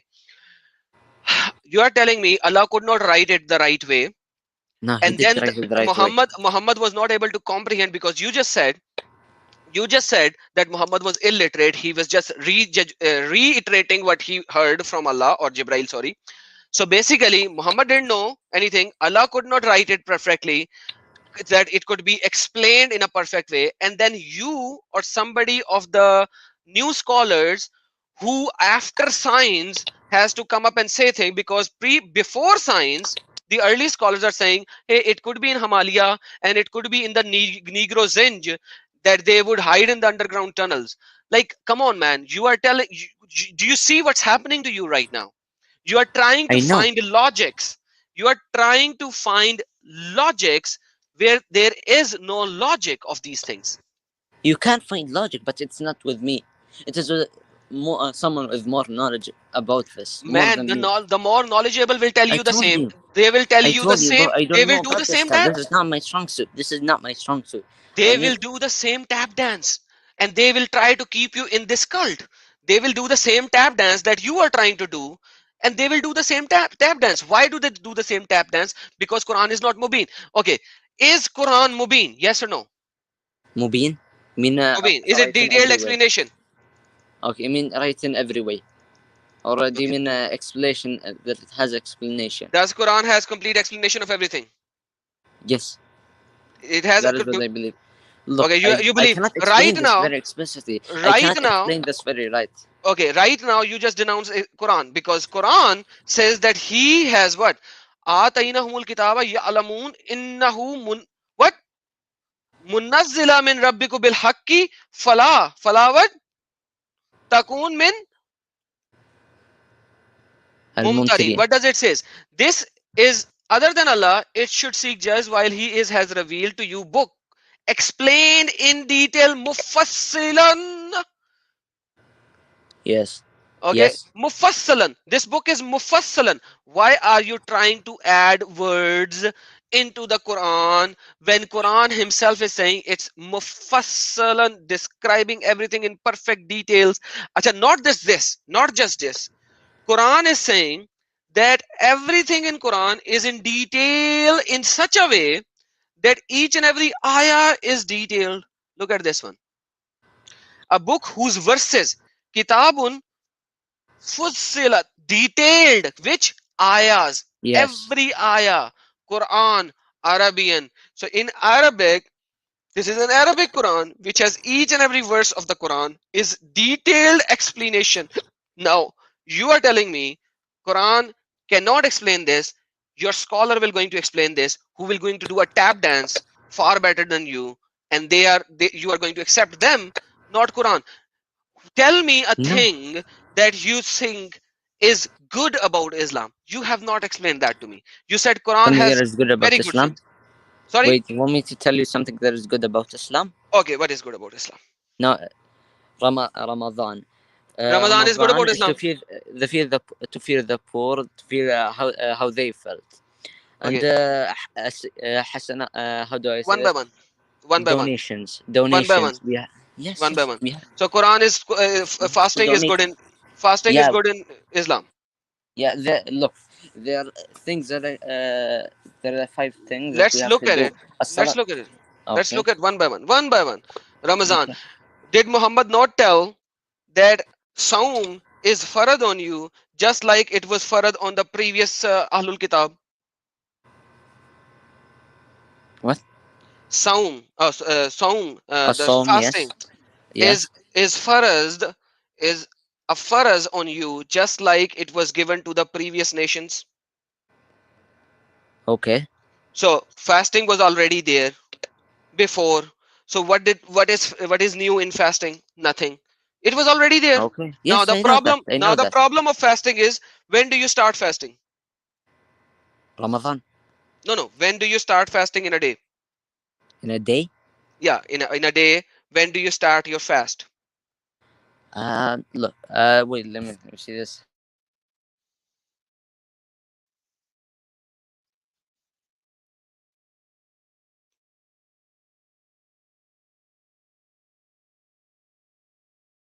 Did I lose you?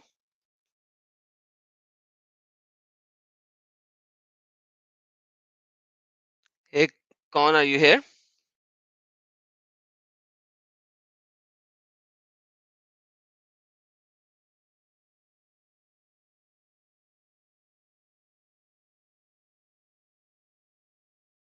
Guys, did I lose everyone? Is it me or No, I can hear you. okay? So it's not me. I thought it's me. What happened?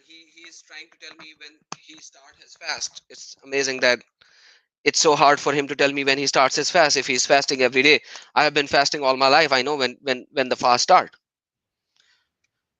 Yeah, I was trying to find the hadith which says that the pagans used to fast at Ramadan before Muhammad. So he Yeah, just doesn't inherited. matter. Doesn't matter if it. Right now, I asked him a simple thing: when does the fast start? And yes, pagans, Ahlul Kitab, everyone was fasting before Islam. That's not even a new thing. Hello. Yes, when does the fast start, buddy?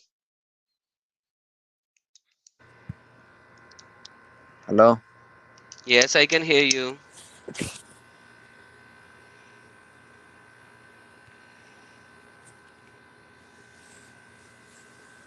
I can hear you. Man, come on, man.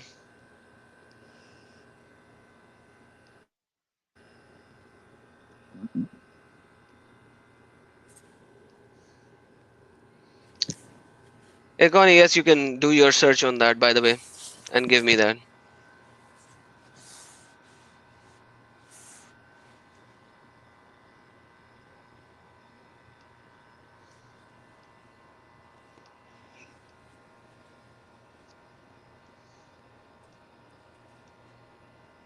Hey, man, we can hear your background noise, but not you. So, what's happening?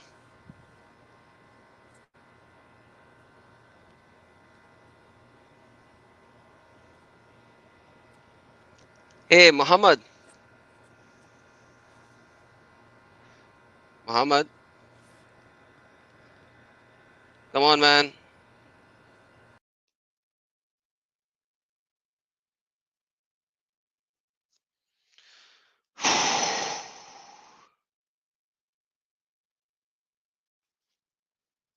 Okay. All right, you're back. Okay. Okay. Now you Hmm. can hear me. Okay. What I was saying that there are 6, no, no, 5 days, 5 days. 25 March, 26 March, 27 March, 28 March, and 29 March. Okay. What should I do with that? I asked, buddy, I Okay. asked, when do you Yeah, yeah. start They your start. Yeah, fast? they Means, no, started no, I don't March. want days. I don't want days. So, in a Yeah. day, when you need to start your fast, when is your sahur? Sahut. Sahur, seher, seher. Suhoor. Yes, yes, suhoor. Okay. Yeah, when? In المغرب. At Maghrib? 6. Yes, 6 p.m. That is iftar. No, sahur, seher. Yes. When do you do your Suhoor. seher? Oh, you mean after iftar? Not after iftar, seher. When you فطور. stop eating so that your You fast mean will start. breakfast? You mean breakfast? Breakfast? Yes, suhoor means How breakfast. many times did you fasted in your life? Since I was, I can't remember. Okay, Wait, you mean without Ramadan? give no during Ramadan. Give me the prayer of the seher. Prayer of the Sahar. Yeah, when you finish eating, just give me the prayer of the seher. Prayer of the Sahar. Yeah. I've never known that you had to Y- say prayer. Ah, Yeah. okay. So right now you have seen. So seher, when do you do seher, by the way? Sahar. You mean Yeah, wait? Sahar is breakfast, right? yeah, breakfast. Okay, you have been fasting Sahar. all your life. Uh, when I wake up, Okay, I when you did. wake up. Yeah, when So I why wake are up, you I just fast. why are you showing yourself to be a fool right now when you can actually read Arabic, when you can actually do some everything, and now you are trying to show that you are the most idiot person in the world? How? That What you did I have say been to make fasting myself all your look? life, you have been fasting all your life according to you, and you do not know what is the prayer that you have to recite after Sahar. Yeah, because I've never been told that. Maybe I have Okay, been and then told, you are but when I calling was in, Sahar, then you are yes, calling Sahar as a breakfast. Who calls him a Sahar. Sahar as a breakfast? Because when I was a kid, always when we had breakfast, Right. they told me, suhoor, come eat suhoor. Okay. Yeah, come Yeah, eat sahur. Okay, yeah. so And I've heard when do also you in eat sahur? movies, When do you eat sahur? suhoor. Yeah. When I wake up, when I wake up, So you suhoor is don't even breakfast for me. you don't even remember a single line prayer to do sahar, and you said that you do sahar. فطور, سحر Oh, الفطور. sahar is fatur. Wa bi sawmi ghadin nawaitu min shahri Ramadan. Is this such a hard prayer to recite and not remember? What kind of a Muslim are you? What prayer? So Wait, wait. Muhammad, What prayer? What prayer so is this? so Please excuse Muhammad me and tell me what prayer is this. So Muhammad had sexual privileges, you had no issue. Muhammad married his adopted son wife, you have no issue. Muhammad is having sex with any woman who gives herself to him, you have no issue. If your wife, Muhammad looks at her lustfully, and you have no issue Muhammad marrying her, the lusting prophet, you have no issue with that. Sun is setting in the muddy water, you have no issue with that. Sun is rising on the earth, you have no issue with that. Ramadan fasting is awesome, that is why you are a Muslim. And you don't even know what is the prayer that you have to recite, the dua that you have to recite before the fasting starts. Why are you here? Do you know about Islam anything? Yeah, And why are you even a Muslim then? Why can't you say I'm Muhammad a is a Muslim. false I know prophet? about Islam, bro. Muhammad is kazab. Just say it. Muhammad is a kazab. No, he's not kazab. He is not a kazab, right? No. Yeah, Why is he he's not a not a kazab. kazab? His Quran Because is he's full of prophet. issues. His life is full of issues, and you are telling me he is not a kazab. He is a kazab, and you No. don't even know the basics of Islam, and you are here to talk about it. Seriously, buddy, I'm amazed right now. And you How think do your I not scholars know? your scholars can defend it? My scholars can defend it. Your scholars They are cannot scientists. defend it. They don't They know can. jack about it. They cannot even debate the right people. They only find the people whom. Where is your best scholar? Who can come to me? You will not find one single good scholar to come to me. I can come to you and make you see what's right and what's wrong. They will make me see. I have been calling up all the scholars to show me why Muhammad is the prophet and why Quran is the best deen, Islam is the best deen. They don't dare to come. They don't dare to come. And you are here, call yourself Muhammad. You and you cannot even say a single thing about anything that I've shown you. Yet you say you are a Muslim. What kind of a Muslim are you? How Muhammad can I was a tell you pagan. something I'm not into? I told you. I already told you from the start of So this. leave I'm it. not the If you best don't at even this know stuff. Jack, leave it. Why are you doing that? Leave it. I told you I am not known about this. I did not need it about this. I did not read about this. I didn't know. I did not get into this. I told you already about this. That's why I'm saying just leave it. Why are you keeping this? Just leave this evil. The evil which talks about sex, sex, sex, sex, sex, sex. Leave it. You say it talks all about sex, sex, sex, sex, but all you read is about sex. I read about sex.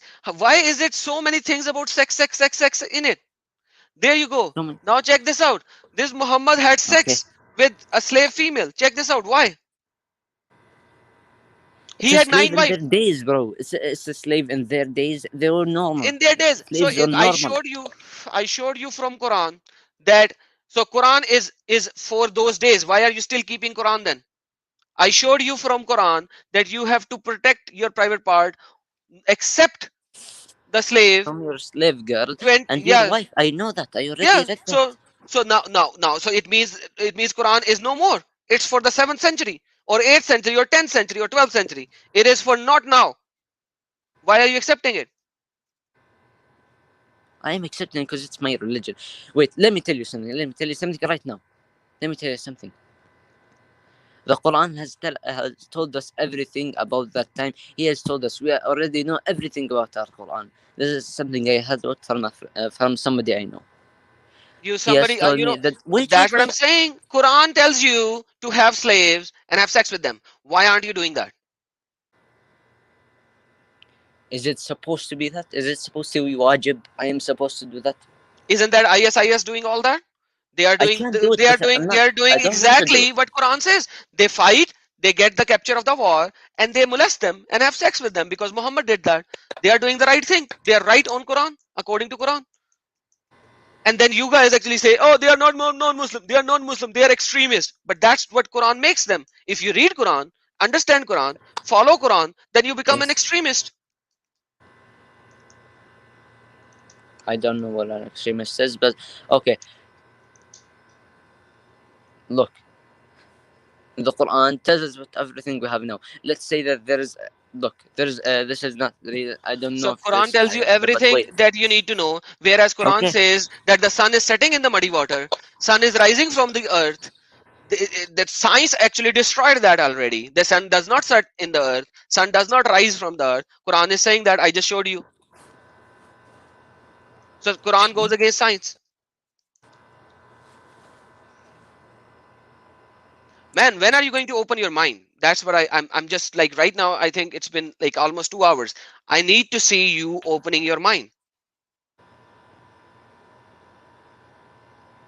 Like why do you have a big lock in your brain to lock every logical reasoning and not open your brain? Because I believe in this God. So you believe in this and you want to keep the lock in every logical aspect of this and keep it in there and stay in there. I was a Muslim for almost 40 years of my life. I left this evil cult. Why I left this? Because it is everything that I picked about it, read about it. I was like, this is not right. So if I can do that, why can't you? Because everything that I'm showing you over here, Muhammad, and you even can read Arabic, know Arabic. Why are you Yes. still accepting it? Why are you trying to lock your brain? Allow me to respect you even further by you accepting what it is written. If it is your Quran, you believe it, then believe it fully. Why do you need to add words to it? When it says it's mubin and it's mufassal, how is it mufassal when you have to add words to it? So Quran is all nothing.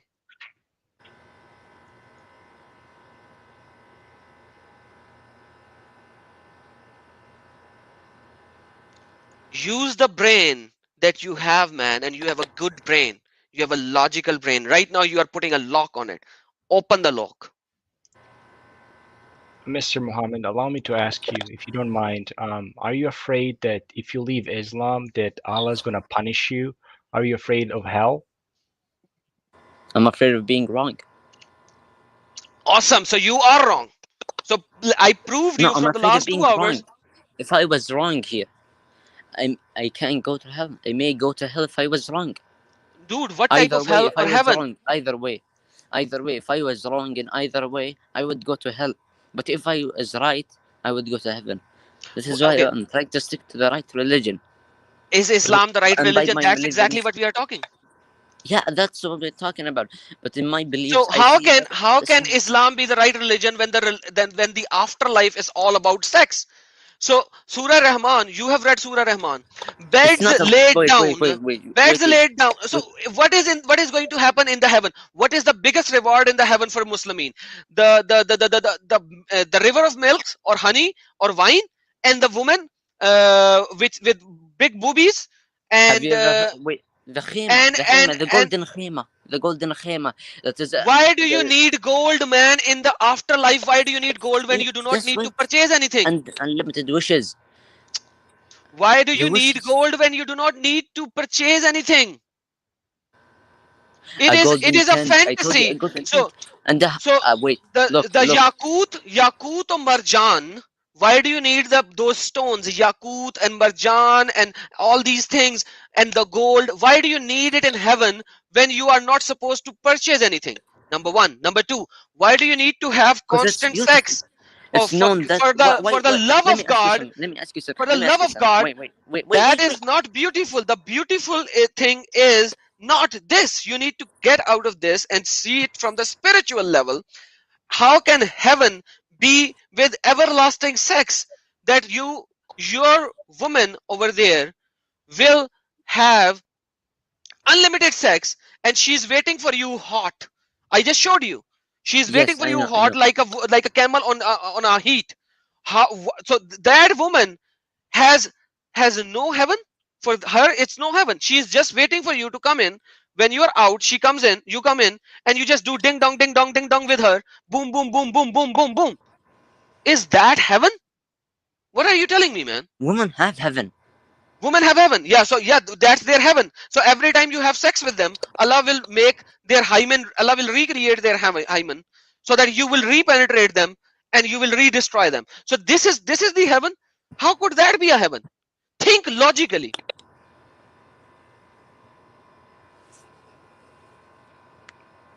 Think, start thinking. I am thinking. So that woman is your sex toy, nothing more. Where is her heaven? You can have as many women as you want to, but she, even in the heaven, only have you. Why?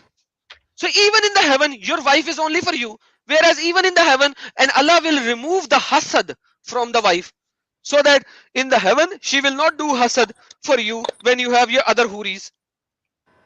So where is the heaven of that woman? So woman over here in this world is snubbed, and in the afterworld she is also snubbed. Where is the heaven of that woman? She is called a whore according to Quran. She is called with big boobies and a regeneration of heaven, hymen, so that when you have the sex for the first time, you will have pleasure every time, new sex, hymen, because Allah will regenerate the hymen. And your scholars are saying, oh, the hymen will be so elastic, it will be do d boo d. And this is how you do that? Is this heaven? Man, for the love of God, think.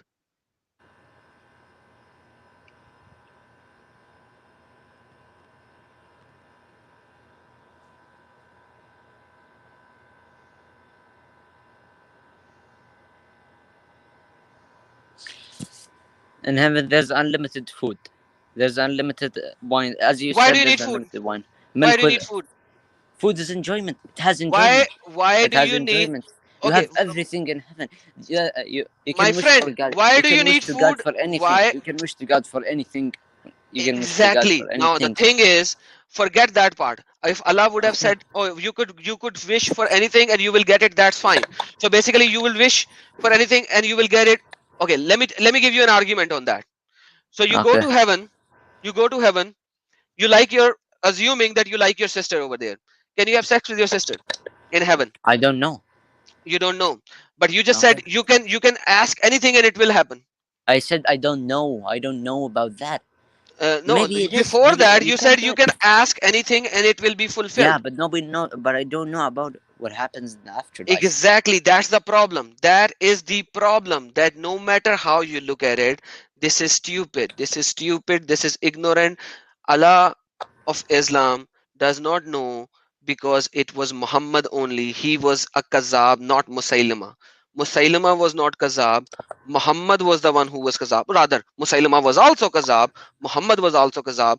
Both of these prophets at the 7th century were Kazab, Then who was because right? none of them. Like, where did Muhammad come from? Where did Muhammad come from? Do you have his lineage? Does any of your scholar has the lineage of Muhammad? Any of you? I don't know about. You don't know about it. So I'm telling you, none of your scholars has the lineage of Muhammad.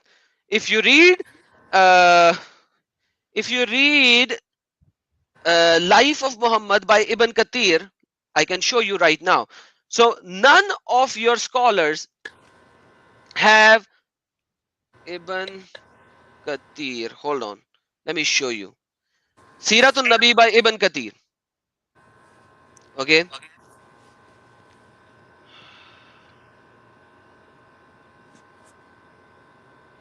My computer is dying on me right now.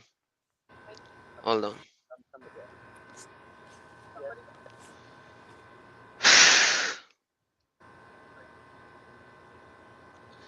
So Siratun Nabi by Ibn Kathir explains it clearly that according to all of your early scholars, nobody had the lineage of Muhammad.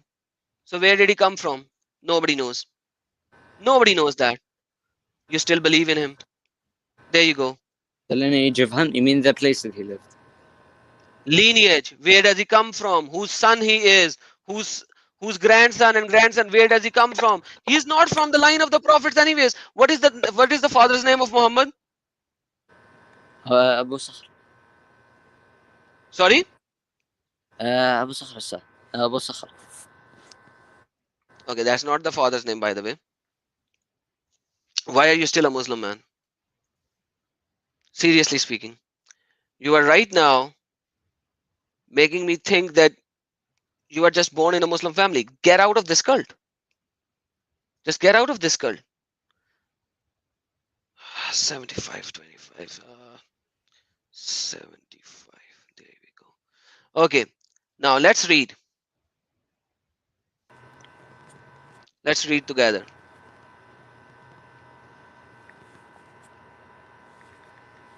This is Siratun Nabi by Ibn Ishaq.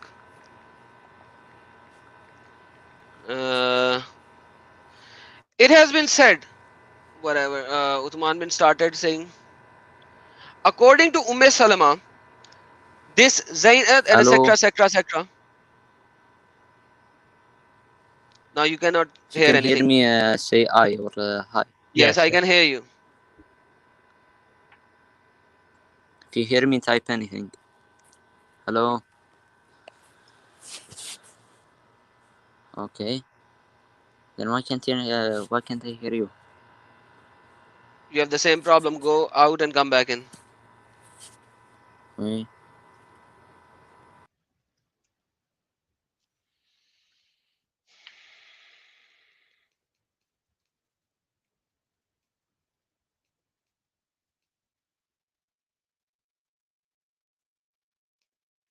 There you go. Okay, okay. Check this out. What? This is everyone says we don't even know what is the lineage of Muhammad. This is I have done a full How? video on that. But Nobody the lineage says of that Muhammad is about. everyone Wait. says that Muhammad was not from the Ishmael, not from the Ishmael. Everyone says that. As for Malik, he is saying, whereas come to the knowledge from what? When he has asked about tracing back to Ishmael, he expressed similar disapproval, asking who could provide such an information. Malik also disliked tracing the genealogy of prophet, such as to Abraham or etc. And to etc. And then we have found no one who knows the line between Adnan and Ishmael. Nobody knows what line Muhammad comes from. It is reported by Ibn Abbas as well that Ishmael has 30 ancestors unknown, so nobody knows. And then we we talk about Umar bin Khattab. We can carry back the genealogy as far as Adnan, so they can carry back to Adnan, but not before his time. And then we can see in other references, page number 52, we see nobody till the time 9th century, they are all saying, agreeing to the basic principle that he was not even from the Ishmael. So now all the aura that these scholars have created for Muslimin has been broken by reading the actual books. Yet you are still a Muslim. Yet you say he is a prophet. From where? All the prophets are gone. After Jesus, you will not find a prophet. And then 600 years later, Muhammad comes into being, who is more of a sex prophet than a prophet itself.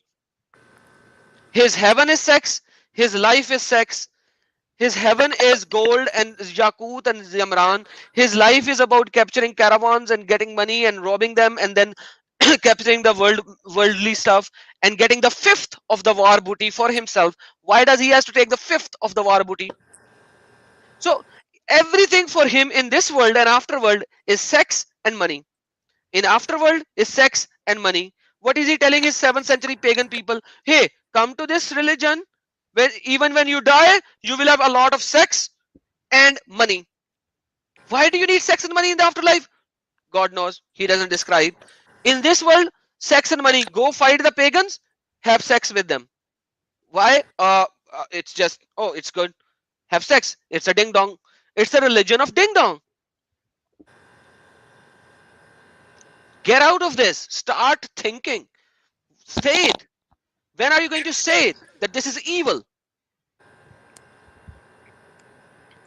No matter No, where you look at it, it's evil. Say it's evil. Say no. the truth. Say the truth. The things which are evil, say that they are evil. I will say, but I can't say that it's evil. I'm sorry. When it is evil, so it is not evil to have sex with slave woman. You said it is. It is not evil to have sex with a 9 years old. 9-year-old. You mean Aisha alayhi salam? Whatever the name is, I'm saying, is it not Okay. evil that if you are 60 years old having sex with a 9 years old, is this not evil? I'm not talking about Muhammad. Anyone, is it not evil? Wait, if you're getting to this, I gotta say something. I'm asking you the first question. Is it not No. evil for a If she man is who mature, is, if she is mature, if it, no. I'm In their asking you a days, they simple were question. mature. If she is Whatever mature, mature or not mature, I will mature, go to the mature or not not mature mature, later. Is it not not. evil to have sex with a 9 years old when you are 50 or 60 years old? I can say if she is mature, then no, it's not I evil. did If not she is not ask mature, about then no. I did not ask about Aisha. I ask you a simple question. Is it evil to have sex with a 9 years old when you are 50 or 60 years old? I told you, if she is mature, then yes. Mature what? Mature what? If she is mature, if the 9-year-old is mature, then no, it's not evil. Okay. Mature means she has puberty. Means she had have uh, blood Per cycles. period. Yeah. Okay. I will ask you to give me one single hadith from Kitab al-Sitta which says that she was in after the age of puberty. Can you give me one? After the age of, I can't. I don't. I haven't read Because that there she is is none. after the age of. Because there is none. Not a single Does hadith in the is there Kitab a hadith that al-Sitta. says that she is not mature? Is there a hadith that says that she is not Yes. mature? Yes. Which There hadith? is. Hold on. Because she was playing with dolls, and they say because she was playing with dolls, then it means that playing with dolls is only allowed when you are, because they are idols, so you can only play with dolls when you are under the age of puberty. So this is Their time.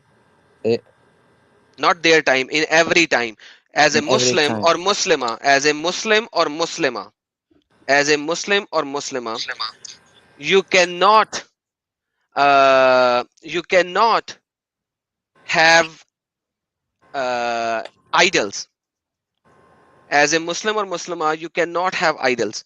You and dolls and toys are idols, and hence Aisha, because she was playing with dolls which are idols, it can only happen when uh, she was not maturating. She was under the age. So let me hold on. Let me give you Sahih Bukhari 6130. Hold on.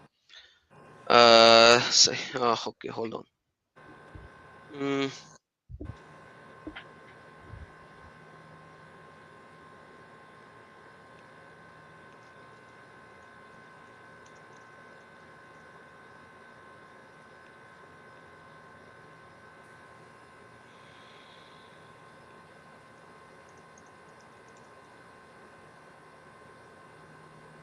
okay.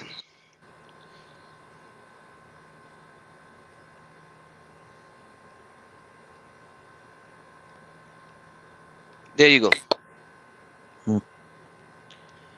I used to play with dolls in the presence of Prophet. This is Sahih al-Bukhari 6130. And my girlfriends also used to play with me. When Messenger of Allah used to enter, they used to hide themselves, but the Prophet would call them to join and play with me. Now, the thing is that they would actually, they say the tafsir of Sahih al-Bukhari, in the tafsir of Sahih al-Bukhari, why she is playing with dolls, they write, the playing with dolls and similar images are forbidden. Yes, they are forbidden. But it was allowed for Aisha at this time because she was young girl and not yet reached the age of puberty. Now, the thing is, was she 9 when Muhammad had sex? Yes. Now, did she had puberty? You will not find anything in the Kitabu Sitta, the main 6 books of Sunnah, that she had reached the age of puberty. You will not find it.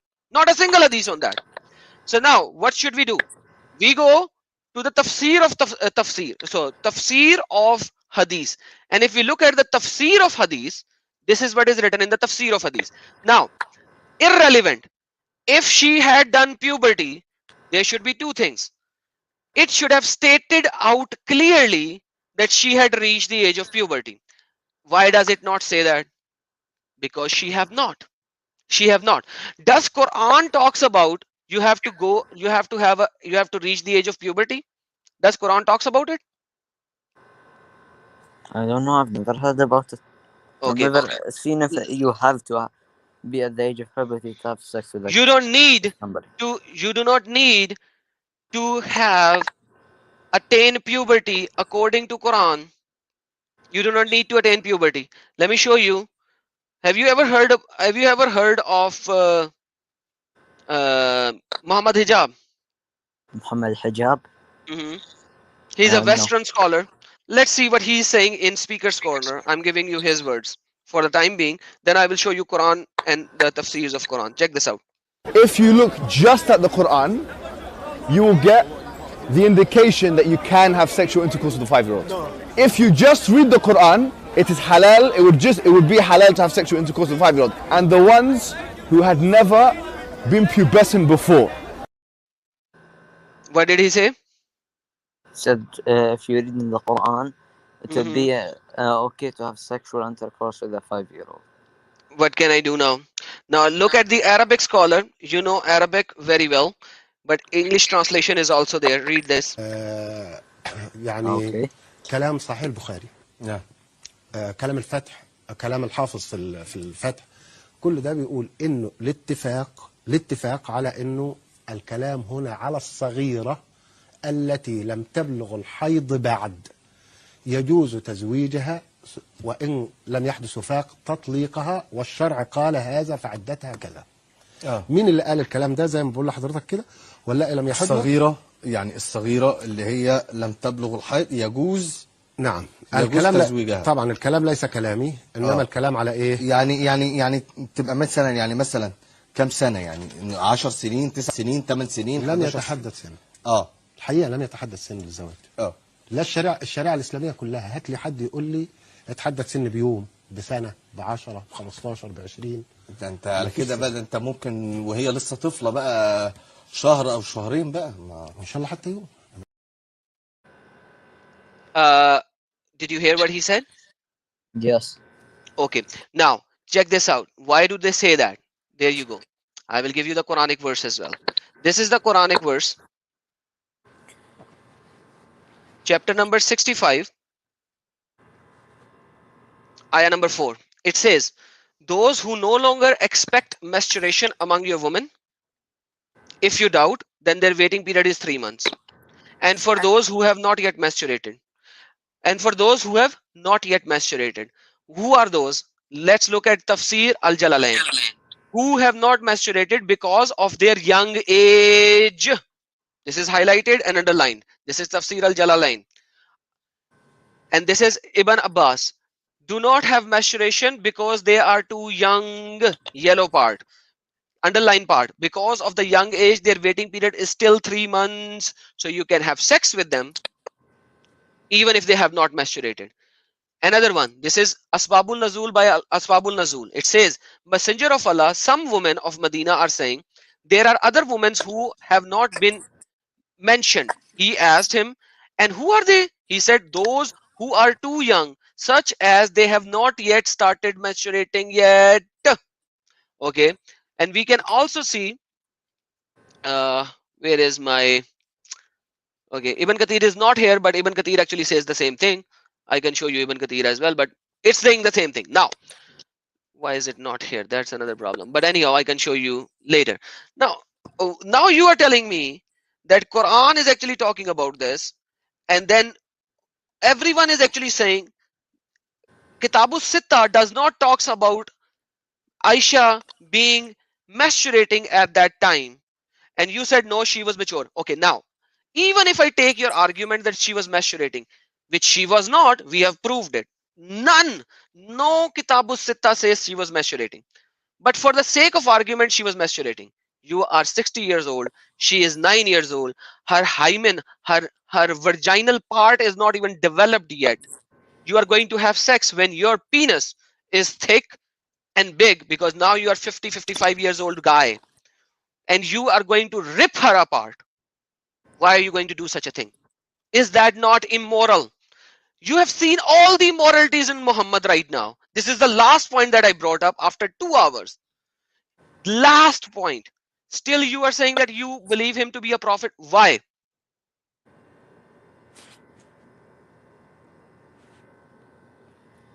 I can't say. Then why don't you get out of this cult when you don't have any jawaz for being in this cult?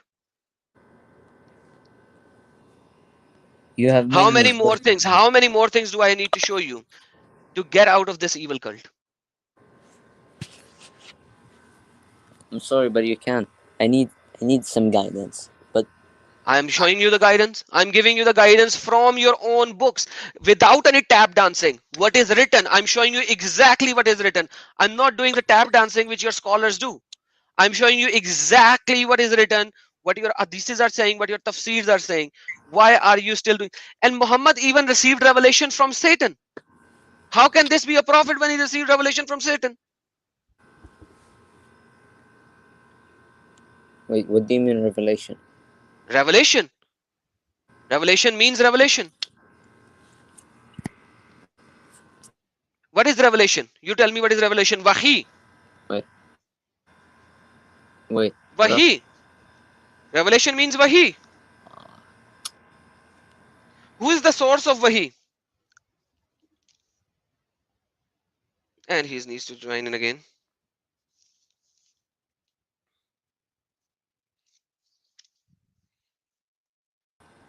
Okay. Who is the source of Wahi? Who is the source of Wahi? Allah or Satan? What's the source of what? Wahi, Wahi, Wahi. Wahi? Yeah, What's the source of Wahi? yeah, God. God. So if Satan is giving Wahi, what should I do with that? If Satan is is giving Wahi, Yeah, to Muhammad and all the prophets according to Quran. how? Read it. Where? There you go.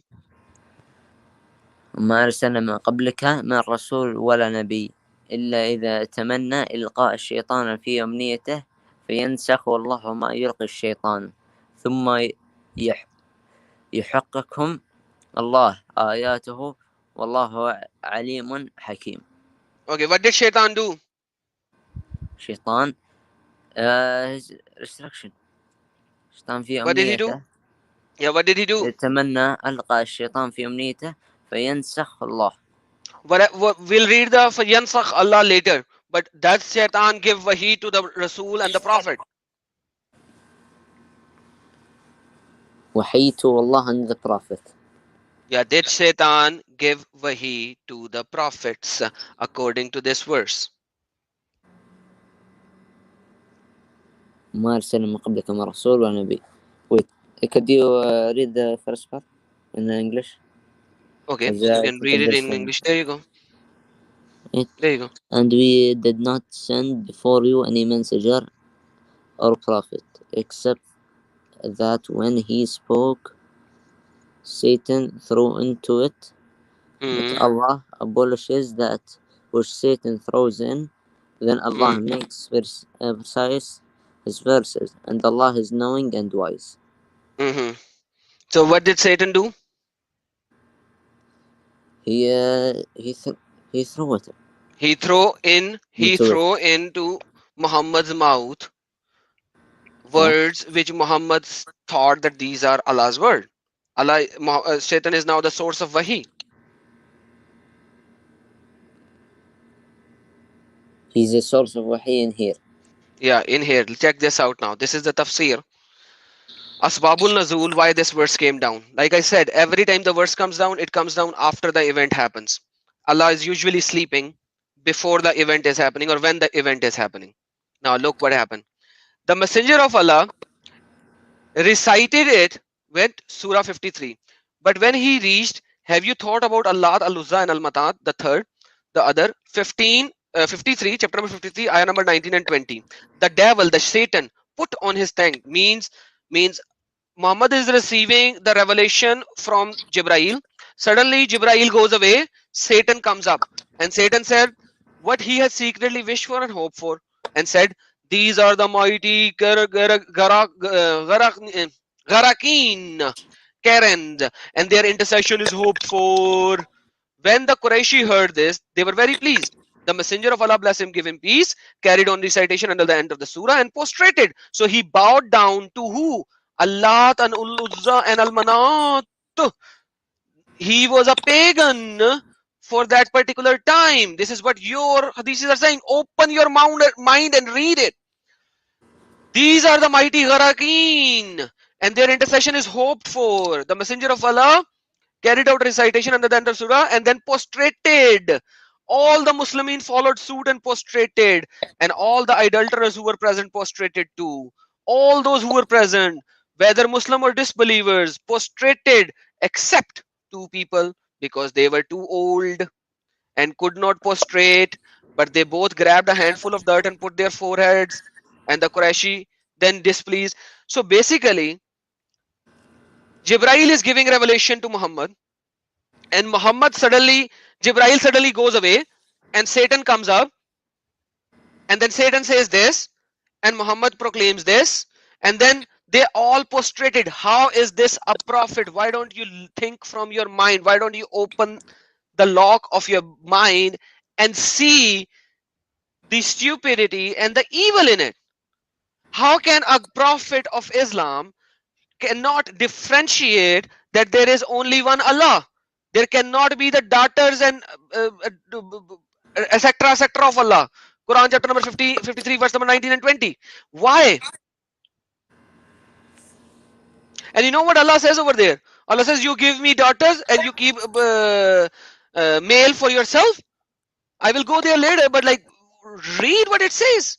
This is how derogatory it is. Satan is the source of wahi, and Muhammad could not even differentiate. And then Allah later on, when he wakes up from his sleep, he comes up and say, hey Muhammad, oh, every prophet received wahi from the Satan.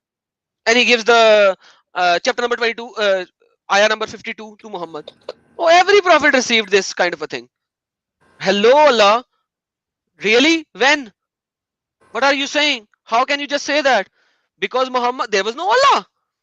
Muhammad was trying to create these kind of things out of the blue to save his butt. He was really a kazzab.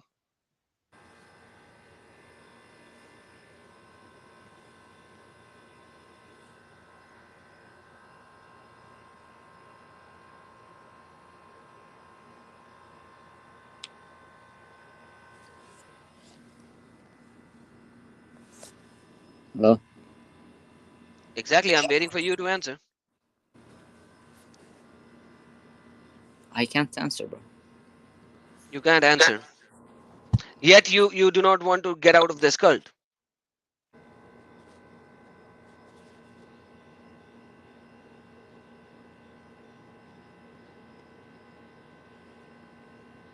Get out. Say that Muhammad is a kazzab. Get out of it. Yeah, say it. Because you just saw it. He's a liar. Why can't you just say it? Because this, you, by being in it, you are definitely going to hell. That's the reality. Just say it and get out of it, and then we can start working on who is the true God, and that is altogether a separate situation. But first thing first, get out of this evil cult.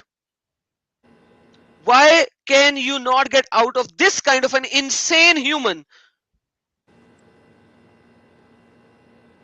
who even asked his people to worship idols and they all prostrated to him, to them, yet you are not getting out of it?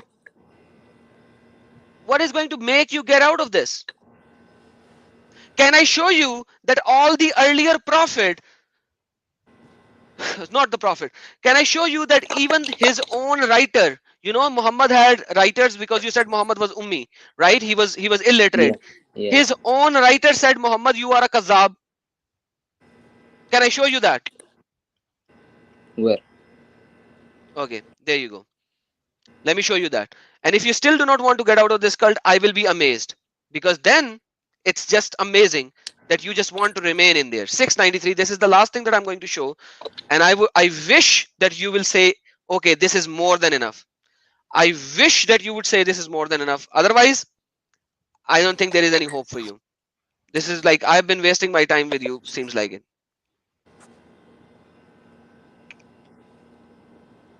Okay, this is Quran chapter number 6, ayah number 93. Oh, why did I select 9? I'm just so tired right now. And chapter number 6, ayah number 93. Let's go to first, which let me go to first.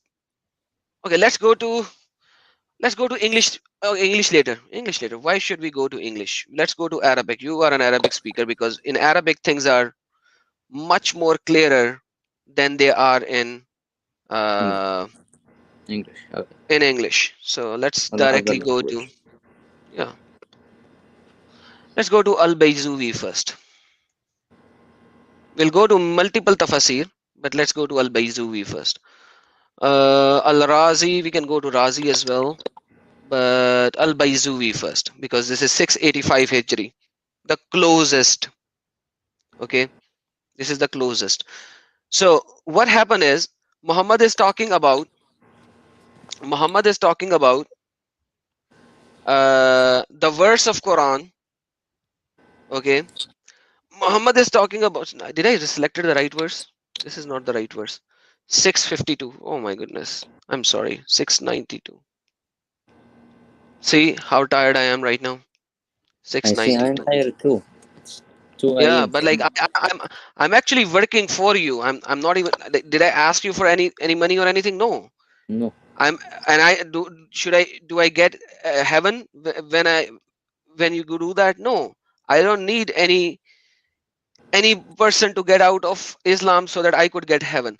I just want you to see how derogatory this is. Okay, now check it. Nazalat. Okay. فلما نزلت ولقد خلقنا الإنسان من صلاة من طين فلما بلغت قوله ثم خلق الآخر قال Abdullah, what did Abdullah said? Abdullah said فتبارك الله أحسن الخالقين tajuban, because he was he was astonished, okay, that how Allah created insan.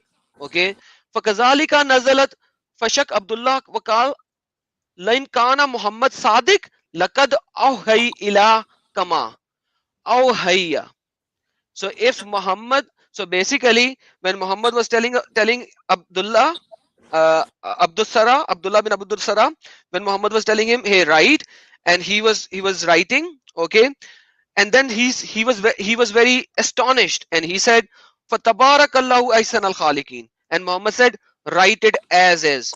And then Abdullah said, oh no, Muhammad, if you are Sadiq, if you are true, then this is what I received as wahi. Otherwise, wala in kana kazzaban laqad kalat kama qal, because otherwise you are a liar, because this is what I said, not Jibrail said to you. Do you see what just happened? Do you see Yeah. what just, you want to read it perfect? Read it yourself. ولئن كان كاذبا لقد قلت كما قال ومن قال سأنزل مثل ما أنزل الله كالذين قالوا لو نشأ لقلنا مثل هذا. Forget the rest. Read this part. That's it. There you go.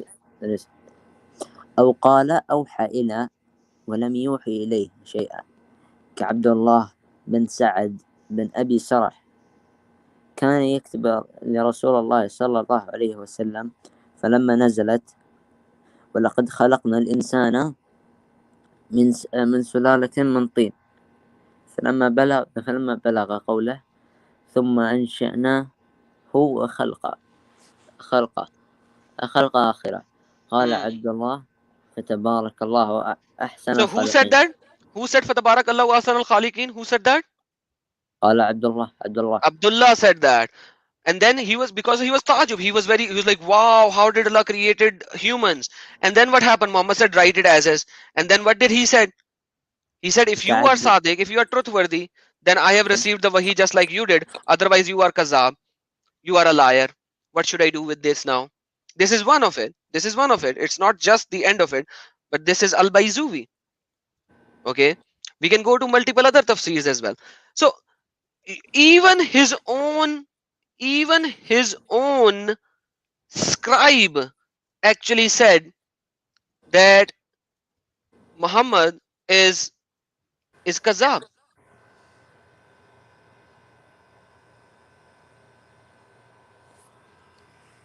Let's go to Al-Tibri.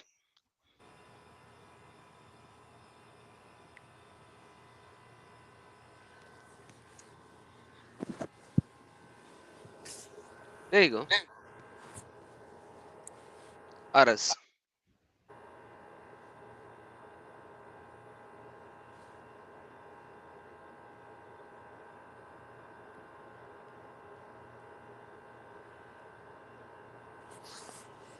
There you go. Saad bin Abi Sarah, Abdullah bin Saad bin Abi Sarah, Fatabarakallahu ahsan al-khaliqin. And then Anzalat, just like that. Aduwala Kala Lagin, Muhammad Sadiq, Falakad Auhai, Ila Kama Auhai Ila. Wala in Kana Kazzaban. Otherwise, Muhammad is a liar. This is Tibri.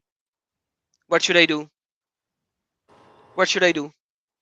So even the scribe of Muhammad are telling Muhammad that you are a liar, because this is my words. How can you take my words and say that this is the wahi? Because if you are saying this is wahi, then I have received the wahi before you did.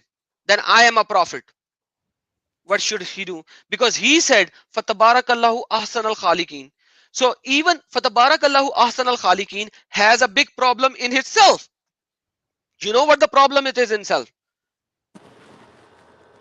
Blessed is Allah, the best of all creators. How many creators are there in the world?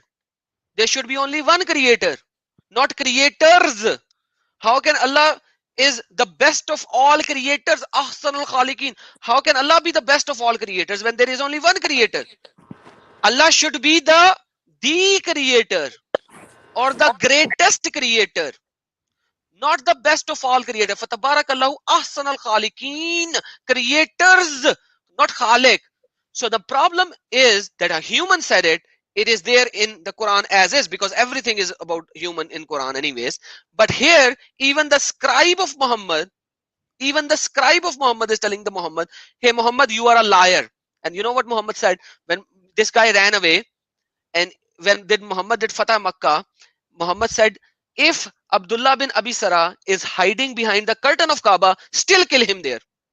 Because he was so angry on him, because he was exposing his lies and deception. That's why Muhammad said that. 11 people that Muhammad wanted to kill when he did Fatah Makkah, the conquest of Makkah. One of them was this guy. I can show you from 9 other tafsir the same thing written. Why are you still a Muslim? Quran is from every other location telling you that this is a lie. The Satan says something, Muhammad does. Dude, everything is satanic in there. Why are you still a Muslim? Say Muhammad is Kazab, just like this guy said it. On the face of Muhammad, he said it. You are a Kazab. Why can't you say it? I want look. I'm gonna ask somebody to tell me something. Then he will go and he will give you a tap dance, and you will never come back. That's the thing which happens with you people. I will come back. No, you will not come back. I know that. You will not come back. He will give you a tap dance. and you will not come back, because the tap dances, they have written tap dances in the 18th century, 19th century, 15th century. I know those tap dances. I was a Muslim. I've read all those tap dances. All the earlier sources tells you he was the most kazab prophet, Rasul, most kazab Rasul. Say that he is kazab. Get out of this cult, then ask. Get out of the cult and then go ask. Say that he is kazab, then go ask with authority, because when you get out of this cult, your brain will open, you will start doing the right question. So say it that he was a kazab, then go and ask anyone you want to go, because then you will go with an open brain, an open mind, not the mind that you are in this cult. This is nothing more than a cult and a straight way to hell. Say it. Open your brain. You are an intelligent person. You are listening, you are talking, you are seeing. You are an intelligent person. You have been given a brain. Accept what your brain is saying. Accept it. Get out of the deception of Allah. Accept what your brain is saying. Your brain is saying, this is a lie. I need to get out of it. Accept it as a lie. My friend, say it. Why are you hesitant? Your brain is calculating and saying it's a lie. Say it, it's a lie.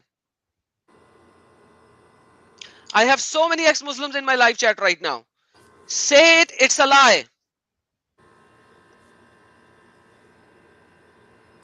I can. Say it, it's a lie, which is a lie. It's the right thing to say when you are saying the truth. Say it. Be a man and say it. Say it. Forget everyone else. You can do the research the entire life of yours. And I'm telling you, you can. Just think from the very beginning. Start looking at Islamic scripture from the other side. Then you will see the truth. Say, sitting in there, you will not see the truth. Get out of this, then start questioning. I'm telling you, get out of this. Now is the time. Now is the time. Say it so that you could get out of this and then go and start asking questions. Nobody knows your name. Nobody knows your face. Say it. Get out of this cult. Then go ask your scholars questions so that you could press the right question. So that you could press the right question. Otherwise, you will never press it.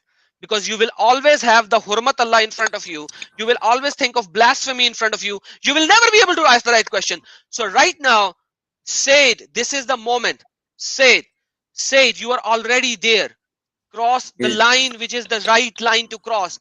You are already there. You already denounced Quran. You are already out of it from your mind.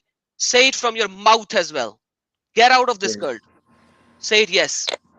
Yes. He is. Amen. Guys, give him a rose. He's out of this satanic cult. Thank you. Thank you. Now you have an open mind. Everyone, give this Muhammad a rose. This is the moment of the truth. He now will start thinking from his brain. Thank you. Thank you. Blessings for you. Now, go and ask questions. Now you are out of it. There is no hurmat that you have to think about. And then come back here for any question. Because you are out of it, this is nothing but a lie. I am here and I will give you the answer for any question that they will tap dance for.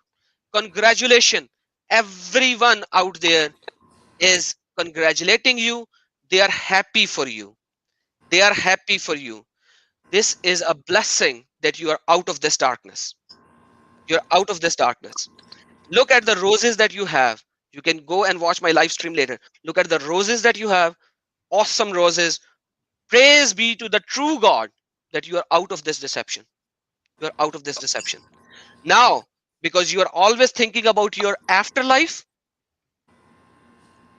you can go and ask questions to your scholars first, or you can start reading the Bible as well.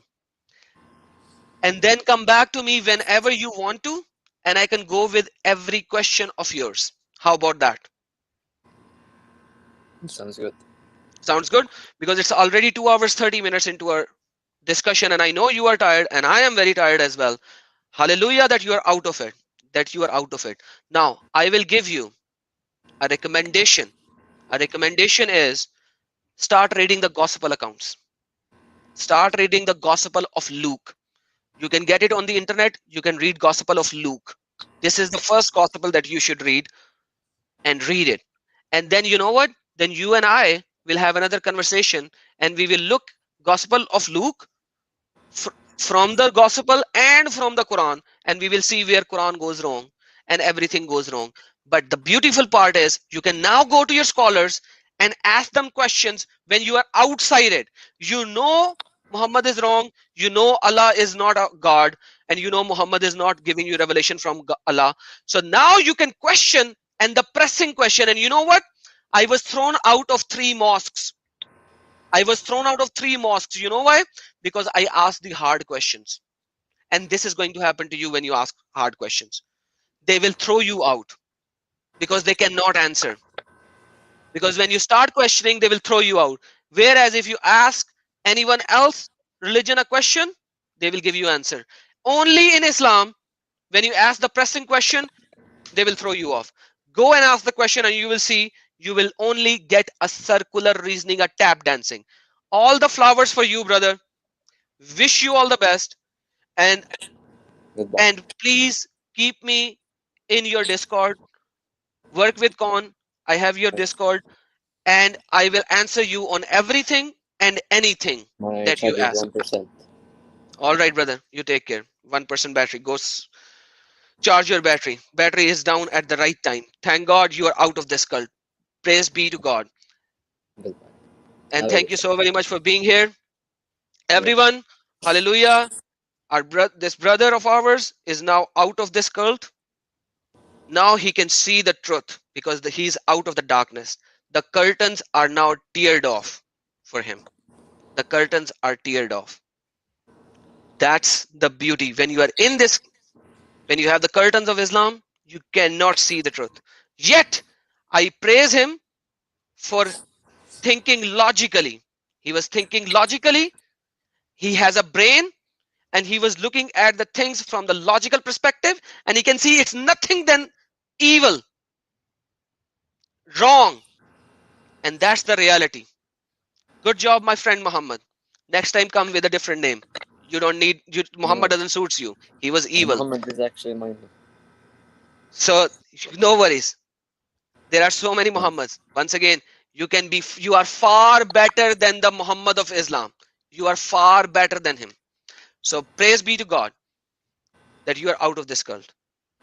All glory to him that he has given you the true sense and logical brain which you used, and you are out of this cult.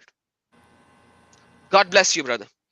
Guys, thank you so very much for watching, and your roses and prayers. Remember this Muhammad friend of ours, brother of ours, in your prayer, so that he will come to the saving knowledge of Jesus. And that's the thing. Just like I was once a Muslim, now I know the truth and the life which is in Jesus Christ. Now I know that, and he will know that soon.